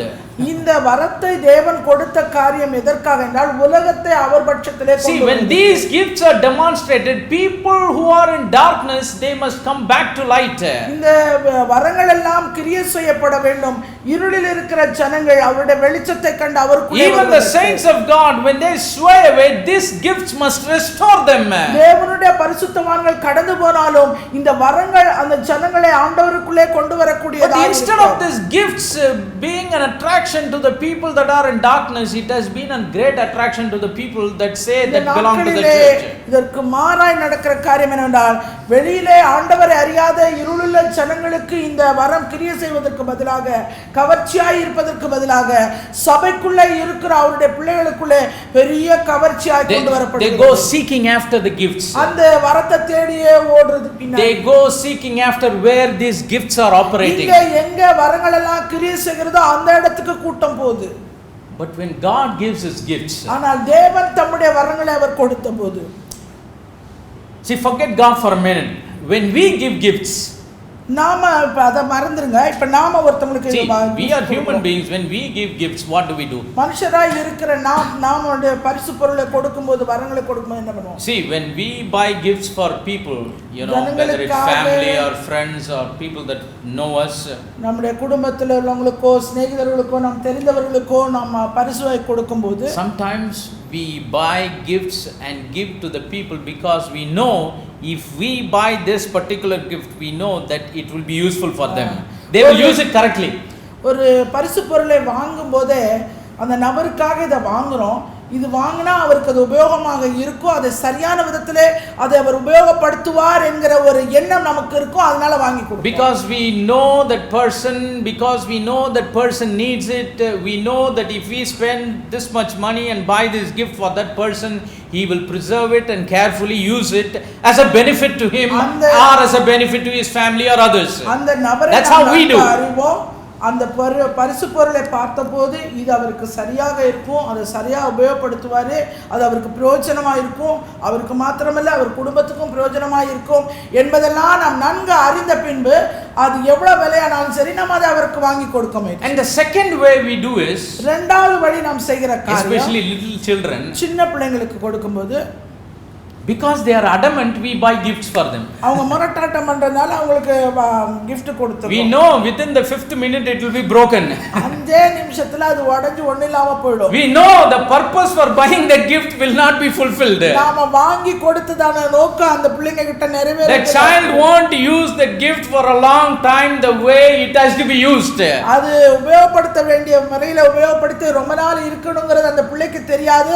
அதை நாமும் எதிர்பார்க்க முடியாது. Just because of its adamant nature. அவங்களுடைய பிடிவாத குணத்தினால Just because we cannot tolerate the nuisance. அவங்களால இருக்கிற தொல்லை தாங்க முடியாம Just because to somehow live peacefully. ஒரு சமாதானமா அவங்கள விட்டுறணும் நம்மள. To avoid irritation, we somehow buy that and give it to the நம்மள child. வந்து சும்மா எரிச்சல் படுத்த கூடாதுங்கிறதுக்காக எதையாவது ஒண்ண வாங்கி கொடுத்துறோம். Within the 10th minute it will be destroyed. That's a அதே different ஒரு 10 கொடுத்த ஒரு 10வது நிமிஷத்துல பாத்தீங்கன்னா அது அக்கக்கா அழகா இருக்கும். So in one way we are buying gifts and giving it to the people that will use it in the right way. ஒருக்கு நம்ம பரிசு பொருள் கொடுக்கிறோம், அது அவங்களுக்கு பிரயோஜனமா இருக்கும், அது சரியா உபயோகப்படுத்துவாங்க, அந்த அறிவு இருக்குது. But on the other way we give gifts to some people because because of their adamant nature, because we want to be in peace, we buy gifts. சின்ன பிள்ளைங்களுக்கு கொடுக்கிறது போல, especially in the family. சின்ன பிள்ளைகளை போல நாம் கொடுக்கிற gift சிலருக்கு கொடுக்கும்போதே தெரியும் இது அவங்ககிட்ட போனா உருப்படாது, அவனால உபயோக தெரியாது, அது 10 நிமிஷம் அது நோக்கமும் ஒண்ணும் நிறைவேறா தெரியும், ஆனாலும் நம்ம கொடுப்போம். We human beings are doing like that. Even God does the same thing. மனுஷராய் இருக்கிற நமக்கே இந்த கனிப்பு இருந்தா தேவன் எவ்வளவு கனிப்புள்ளவரா? Yes, sometimes he give gifts knowing that his people would use the gifts in the right way to fulfill his purpose and build his kingdom. நமக்கு தெரியும் அவருக்கு இந்த வரத்தை கொடுக்கும்போது இந்த இவங்க ஜனங்க நல்லா உபயோகப்படுத்துவாங்க, அதனால அவங்களுக்கு பிரயோஜனம் உண்டாகும் என்ற அறிவை கொடுப்பார். He knew his kingdom will be built. அவருடைய ராஜ்யம் கட்டப்படும். His kingdom will be expanded. அவருடைய ராஜ்யம் விரிவாக்கப்படும். Many who are in darkness will come to great light because of that. அநேகர் அதை பிரயோஜனப்படுத்தி அவர்கள் தேவனுக்குள்ளே வருவார்கள். To some other people God gives because they are adamant. சிலர் இருக்காங்க எனக்கு குடு நச்சரிச்சு வாங்குறவங்க. They fast and pray and bombard the heaven. அவங்க வந்து பிடிவாதமா உபவாசித்து ஜெபித்து they say Lord you must give me this. எனக்கு கட்டாயம் you have to give me this. நீங்க கட்டாயம் எனக்கு கொடுத்து தான் ஆகணும். Some people because of their adamant nature they pull gifts from God. தேவனிடத்திலிருந்து அந்த ஈவுகளை அவங்க அப்படியே இழுத்து பறித்து கொள்ளுகிறார்கள். God knows it will not be used, it will be misused, but he still gives. ஆண்டவருக்கு நன்றாக தெரியும் அப்படி அவன் பறிச்சு வாங்கிட்டு வைக்கிறானே அதை உபயோகப்படுத்த மாட்டான் சரியான விதத்துல. Bible says gifts and callings of God are without repentance. ஆண்டவருடைய வேதவசனம் சொல்ல தேவன் அழைத்த அழைப்பும் அவருடைய கிருபை வரங்களும் மாறாது. Even in this last days, இந்த கடைசி நாட்களிலும் yes, the gifts of the church are gifts of the spirit are operating in the church. சபைக்குள்ளே ஆவியினுடைய வரங்களான கிரியை செய்து கொண்டுதான் இருக்கிறது. But in two different ways. இரண்டு வித்தியாசப்பட்ட வழிகளிலே. The first way is முதல் வழி it is being used in the right way. அது சரியான வழியிலே உபயோகப்படுத்தப்படுகிறது. To fulfill the purpose of God. தேவனுடைய நோக்கத்தை தீர்மானத்தை நிறைவேற்றிக் கொள்கிறது. Kingdom to be expanded. கட்டப்பட்டு விரிவாக்கப்படுவதற்காக. For people from darkness to come into the marvelous light. இருக்கிற ஜனங்கள் அவருடைய ஆச்சரியமான ஒளிக்கு வரவழைப்பதற்காக. Backslidden people for them to be restored. வாங்கி போன ஜனங்கள் எல்லாம் மீண்டும் மீட்டெடுத்து வருவதற்காக. That's why the scripture says for the restoration of the saints, for the work of the ministry these gifts have been given. சிறுபொருந்த மட்டும் சபையின் பக்தி விருத்திக்கு ஏதுவாக இந்த ஊழியங்கள் எல்லாம் நடக்குது. But in other way இன்னொரு வழியில it's happening as a business. அது ஒரு வியாபாரம் போல ஆயிடுச்சு. It is being used to earn money and fame. பணத்தையும் புகழையும் சம்பாதிக்கிற ஒரு வியாபார நோக்கமாய் போய். That group of people only were caught in Matthew chapter number 7. அந்தப்பட்ட ஜனங்க தான் அந்த மத்தேயு 7வது அதிகாரத்துல இருக்கிறாங்க. Have we not prophesied? நாங்க உம்முடைய நாமத்தினாலே not cast out devils? பிசாசுகளை துரத்தினோம் அல்லவா? What did God say? ஆண்டவர் என்ன சொன்னாரு? You are workers of iniquity, I never knew you. செய்கைக்காரரே நான் ஒரு காலம் உங்களை அறியவில்லை. Why? What's the difference? ஏன் என்ன வித்தியாசம்? God only gives all kinds of gifts. தேவன் கொடுக்கிற வரங்கள் எல்லாம் ஒன்றுதான். Whether it is natural or spiritual. இயற்கையாகவோ ஆவிக்குரிய காரியங்களாகவோ.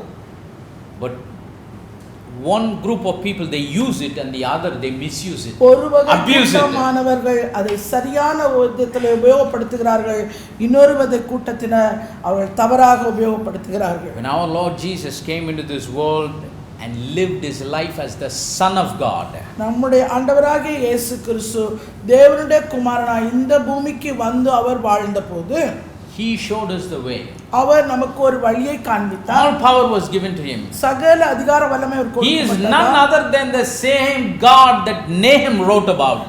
நாகூம் தீர்க்கதரிசனத்திலே எழுதின அதே ஆண்டவர் தான் அவர். All power is given to me. சகல அதிகாரமும் அவருக்கு கொடுக்கப்பட்டது. He didn't say all power is given for me. He said it is given to me. சகல அதிகாரம் எனக்காக கொடுக்கப்படல, எனக்கு கொடுக்கப்பட்டிருக்கிறது. So that I can use it the way that God wants me to. தேவன் விரும்புகிறபடி அதை நான் உபயோகப்படுத்துவேன்.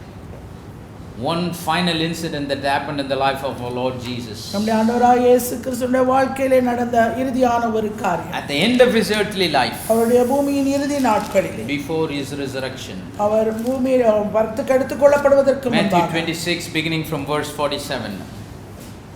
மத்தேயு 26:47 இலிருந்து, while he was in the garden of Gethsemane, Gethsemane தோட்டத்திலே அவர் இருந்தபோது, as he had that conflict between his flesh and the spirit, அவருடைய மாம்சத்திலும் ஆவியிலும் அவருக்கு உண்டான அந்த போராட்டத்தின் போது, as he committed himself to the spirit of God, to the will of God, தேவனுடைய ஆவியானவருக்கு தேவனுடைய சித்தத்துக்கு தன்னை முழுவதுமாய் அவர் அர்ப்பணித்த பின், this is what happened to him. இதுதான் அவருக்கு நடந்தது. Verse 47 says, and while he yet spake, lo, Judas, one of the 12, came, and with him a great multitude with swords and staves, from the chief priests and elders of the people. அவர் இப்படி பேசுகையில் 12 ஒருவனாகிய யூதாஸ் வந்தான். அவனோட கூட பிரதான ஆசாரியரும் ஜனத்தின் மூப்பரும் அனுப்பின திரளான ஜனங்கள் பட்டயங்களையும் தடிகளையும் பிடித்து கொண்டு வந்தார்கள். Verse number 48.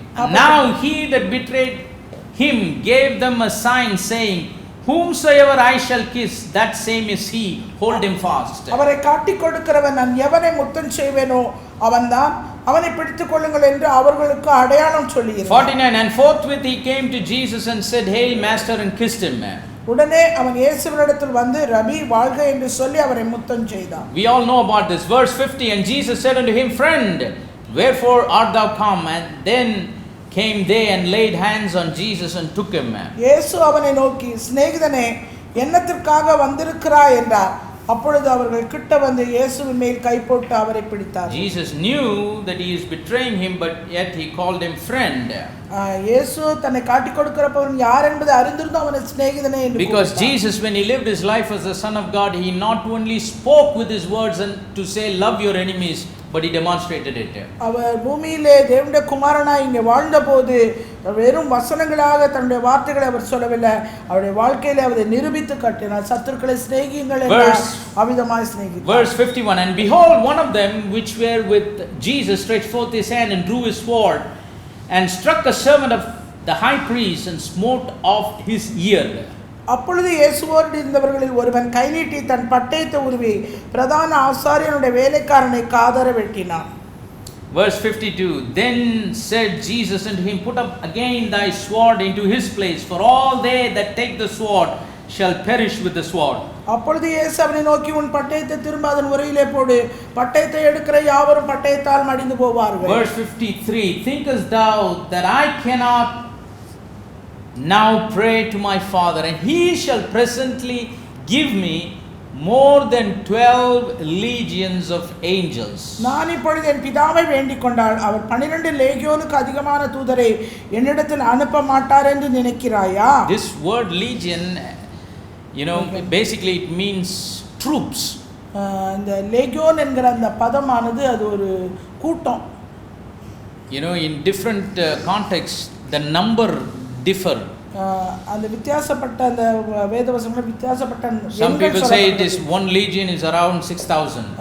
ஒரு லேகியோன் என்பது 6000 என்று சிலர் சொல்கிறார்கள். So he says he can give me more than 12 legions of angels. 12 லேகியோனுக்கு அதிகமான தூதரை என்னிடத்தில் அனுப்ப மாட்டார் என்று நினைக்கிறார். Thousands and thousands of angels, that's what he means. அப்படி என்றால் ஆயிரமான தூதர்கள் என்றார். Verse 54. But how then shall the scriptures be fulfilled that thus it must be? அப்படி செய்வேனானால் இவ்விதமாய் சம்பவிக்க வேண்டும் என்கிற வேத வாக்கியங்கள் எப்படி நிறைவேறும்? So when Jesus was betrayed in the garden of Gethsemane, Gethsemane தோட்டத்திலே இயேசு காட்டிக் கொடுக்கப்பட்ட போது, some of the disciples that were with him, they could not tolerate the betrayal that was poured upon him. சில சீஷர்கள் அவரோடு கூட இருந்தார்கள், அந்த காட்டிக் கொடுக்கப்படுதலை அவராலே பொறுத்துக்கொள்ள முடியவில்லை அவர்களுக்கு. That's why someone took and cut off the high priest servants, ear of high priest servant. அந்த பிரதான ஆசாரியனுடைய வேலைக்காரனை காதை வெட்டி விட்டான். Jesus said, why you are doing all of these things? இதெல்லாம் ஏப்பா செய்றீங்க? If I want, I can call upon my Father and he can send 12 legions of angels. நான் என் பிதாவை கூப்பிட்டிருப்பேனே, அவர் 12 லேகியோனுக்கு அதிகமான தூதர்களை அனுப்பியிருப்பார். But you see, I am not going to use the power for myself. ஆனா இந்த கொடுக்கப்பட்ட வல்லமை அதிகாரத்தை எனக்காக நான் உபயோகிக்க Because this is the purpose for which I came. இந்த நோக்கத்துக்கு தீர்மானத்துக்காக தான் இந்த பூமிக்கு I ultimately came for this climax moment moment for me to die for the sins of the whole world. இந்த சர்வ லோகத்தின் பாவத்துக்காக நான் மரிக்க வேண்டிய இந்த தருணத்துக்காக தான் நான் இந்த From the beginning of times, these scriptures have been prophesying for this moment. இந்த நேரத்தை குறித்து தான் இந்த வேத வாக்கியங்கள் எல்லாம் சொல்லிக் கொண்டு வந்திருக்கிறது. From the time the word was said to the serpent, I will put enmity between your seed and her seed. அங்கே ஏதேன் தோட்டத்திலே ஏவாளுக்கு சர்ப்பத்துக்கு நடந்த அந்த காரியத்தை வாக்குத்தத்தமாய் உன் வித்துக்கும் அவள் வித்துக்கும் பகை உண்டாக்குவேன் என்று சொன்ன அந்த காரியத்தை all the prophecies that was prophesied in the scriptures through the dispensation of ages are for this very moment. காலகாலங்களாக சொல்லப்பட்ட வாக்குத்தத்தங்களும் தீர்க்கதரிசனங்களும் இந்த ஒரு நேரத்தை தான் அது குறிக்கப்பட்டது. I would be foolish if I can call help for myself at this time and destroy the purpose of God. எனக்காக நான் உதவி கேட்டு நான் பரலோகத்தை வேண்டிக் கொள்வேனானால் நான் ஒரு பெரிய முட்டாளாய் இருப்பேன். Jesus had that power not to escape from that moment. இந்த தருணத்தை விட்டு தப்பிக்கொள்ள இயேசு விரும்பவில்லை. Jesus had power to go through that moment. அவர் தனக்கு கொடுக்கப்பட்ட இந்த தருணத்தினூடே கடந்து போக அவர் விரும்பினார். Praise the name of the living God. He wanted to fulfill the purpose that God had given him. தேவன் என்ன நோக்கத்தை என்ன தீர்மானத்தை அவர் கொடுத்தாரோ அதை நிறைவேற்றும்படியாய் அவர் power was not to abuse, to escape from that situation. கொடுக்கப்பட்ட வல்லமையோ அதிகாரமோ அந்த இடத்திலே தவறாக உபயோகப்படுத்தப்படவில்லை. We read in the scriptures in the Garden of Gethsemane when he prayed that prayer of submission, an angel of the Lord came and strengthened him, gave him Gethsemane தோட்டத்திலே அவர் தன்னை ஒப்பு கொடுத்து அவர் ஜெபித்தபோது பரலோகத்திலிருந்து ஒரு தூதன் வந்து அவரை பலப்படுத்தினான். It is to go through the trial. இதனூடாய் கடந்து போகும்படியான ஒரு பலன் அவருக்கு கொடுக்கப்பட்டது. Power to go through the challenge. சவாலினூடே கடந்து போக தேவன் அவருக்கு பலத்தை கொடுத்தார். Escape from that. அதிலிருந்து தப்பிக்கொள்ளும்படியாக அல்ல. He knew for why he had that power. எதுக்காக அந்த வல்லமை அவர் கொடுக்கப்பட்டது என்பதை அவர் அறிந்திருந்தார். As we handle the power that God gave him the way he wants us to handle that. தேவன் நமக்கு கொடுத்திருக்கிற இந்த வல்லமைகளை அதிகாரங்களை to fulfill his purpose and plan. அவருடைய நோக்கத்தை அவருடைய தீர்மானத்தை அவர் நிறைவேற்றுகிறவனாய் நாம் அதை நிறைவேற்றுகிறவனாய். We also have to be careful when we ask him for anything. ஆண்டவரிடத்தில் நாம் எதை கேட்டாலும் கொஞ்சம் ஜாக்கிரதையா இருக்கணும். God wants to know for what purpose we are asking. தேவன் என்ன நோக்கத்துக்காக நாம் அதை கேட்கிறோம் என்பதை அவர் அறிந்தவர். We many times say, Lord, bless me, bless me, bless me, bless me. ஆண்டவரிடத்தில் அநேக நேரத்தில் கேட்கிறோம், ஆண்டவரே என்னை ஆசீர்வதியும், என்னை ஆசீர்வதியும். The Lord wants to know why he wants to bless us. ஆண்டவர் நினைப்பாரு ஏன் இப்ப ஆசீர்வதிக்கணும். Are you faithful in that little blessing that I have already ஆண்டவர் கொடுத்திருக்கிற கொஞ்சம் ஆசீர்வாதத்துல உண்மையாய் இருக்கிறோமா? Why you are asking, give me more. ஏன் இன்னும் அதிகமா எனக்கு வேணும்னு கேக்குற? God told Abraham, I will bless you and you shall be a blessing. ஆண்டவர் ஆபிரகாமை பார்த்து சொன்னார், நான் உன்னை ஆசீர்வதிப்பேன், நீ ஆசீர்வாதமாய் இருப்பாய். He didn't say, Lord, bless me for myself. என்னையே நீ ஆசீர்வதியும் என்று சொல்லி bless me for my wife, bless me for my children, bless me for my family. என் குடும்பத்தை ஆசீர்வதியும், பிள்ளையை ஆசீர்வதியும். He said, Lord, bless me so that I can be a blessing to others. நீர் என்னை ஆசீர்வதித்தால் நான் மற்றவர்களுக்கு ஆசீர்வாதம். Make me a conduit of your blessing. உம்முடைய ஆசீர்வாதத்துக்கு ஒரு வாய்க்காலாய் நீர் என்னை மாற்றும். Let me be a vessel from which things will overflow and bless others. ஆண்டவரே மற்றவர்களை ஆசீர்வதிக்கக்கூடிய ஒரு ஆசீர்வாதத்தின் பாத்திரமாய் நீர் என்னை மாற்றும். Have you ever prayed a prayer like that? அப்படி ஒரு ஜெபம் என்னைக்காவது செஞ்சிருக்கீங்களா? Many times we pray for God to bless us for our needs. அநேக நேரங்களிலே ஆண்டவர் நம்மை ஆசீர்வதிக்கும் நம்முடைய தேவைகள் சந்திக்கப்படுவதற்காக மாத்திரமே நாம் ஜெபிக்கிறோம். But when you see other people needs, ஆனா மற்றவர்களுடைய காரியங்களை பார்க்கும்போது, have you ever prayed, Lord, bless me so that I can bless his need, fulfill his need? ஆசீர்வதிங்க ஆண்டவரே, அவனுடைய தேவையெல்லாம் என் மூலமா சந்திக்க என்ன ஆசீர்வதிங்க என்றைக்காவது நாம் அப்படி ஜெபித்திருக்கோமா? For that, this attribute of handling the power that already God has given us. தேவன் ஏற்கனவே நமக்கு கொடுத்திருக்கிற அந்த கொஞ்சம் வல்லமை, கொஞ்சம் அதிகாரம் எதுல இருந்தாலும் சரி, அதை சரியான விதத்திலே தேவன் விரும்புகிற விதமா நாம் உபயோகிக்கிறவர்களாய் இருக்க வேண்டும். David, the man of God. தாவீது தேவனுடைய மனுஷனை போல. Like our Lord Jesus when he lived. நம்முடைய ஆண்டவராகிய இயேசு கிறிஸ்து இந்த பூமியிலே வந்து அவருடைய நிறைவின் காட்டிலே. Let us use the grace, the gift, the power that God has given us. தேவன் நமக்கு கொடுத்திருக்கிற கிருபைகள், அவர் வரங்கள், அவர் கொடுத்திருக்கிற வல்லமைகள் எல்லாவற்றையுமே அவருடைய நாமத்துக்கு மகிமையாய் அவர் விரும்புகிற வண்ணமாய் நாம் உபயோகிப்போம். So that he can give more grace. அப்ப இன்னும் அதிகமான கிருபை நமக்கு கொடுப்பார். So that he can give more power. அவர் இன்னும் அதிகமான வல்லமை நமக்கு கொடுப்பார். Give more gifts to us. இன்னும் அதிகமான வரங்களை நமக்கு கொடுப்பார். Doesn't matter whatever you are asking the Lord for. நீங்க ஆண்டவரிடத்தில் என்ன காரியத்தை நீங்க கேட்கிறீர்கள் என்பது காரியம் அல்ல. As you believe him, he will put your faith into test and test your character அவரை with the little power that he has given you. விசுவாசிக்கிற எவரையும் இந்த விசுவாச பரீட்சையிலே அவர் கொடுக்கிற அந்த வல்லமையை கொண்டு அவர் பரீட்சிக்கிறவராய் இருக்கிறார். He has promised in his word, if you will be faithful in the little, I will make you ruler ஆண்டவர் over தம்முடைய many. வார்த்தையிலே அவர் சொல்லியிருக்கிறார், நீ கொஞ்சத்துல உண்மையா இருந்தா நான் உன்னை அநேகத்தின் மேல் அதிகாரியாக வைப்பேன்.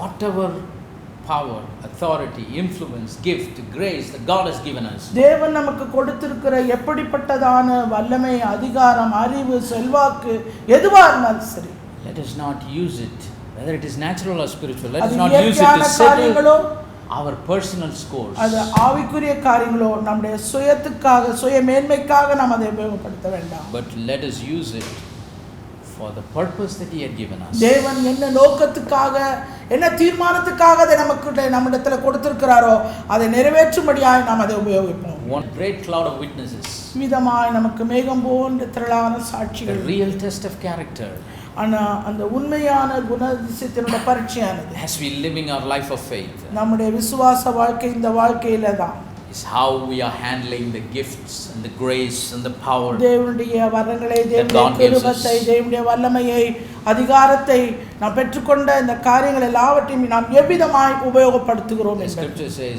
God is slow to anger, but he is great in power. கர்த்தர் நீடிய சாந்தமும் மிகுந்த வல்லமையும் உள்ளவர். Let us all stand. நாம் யாவரும் எழுந்து நிற்போம்.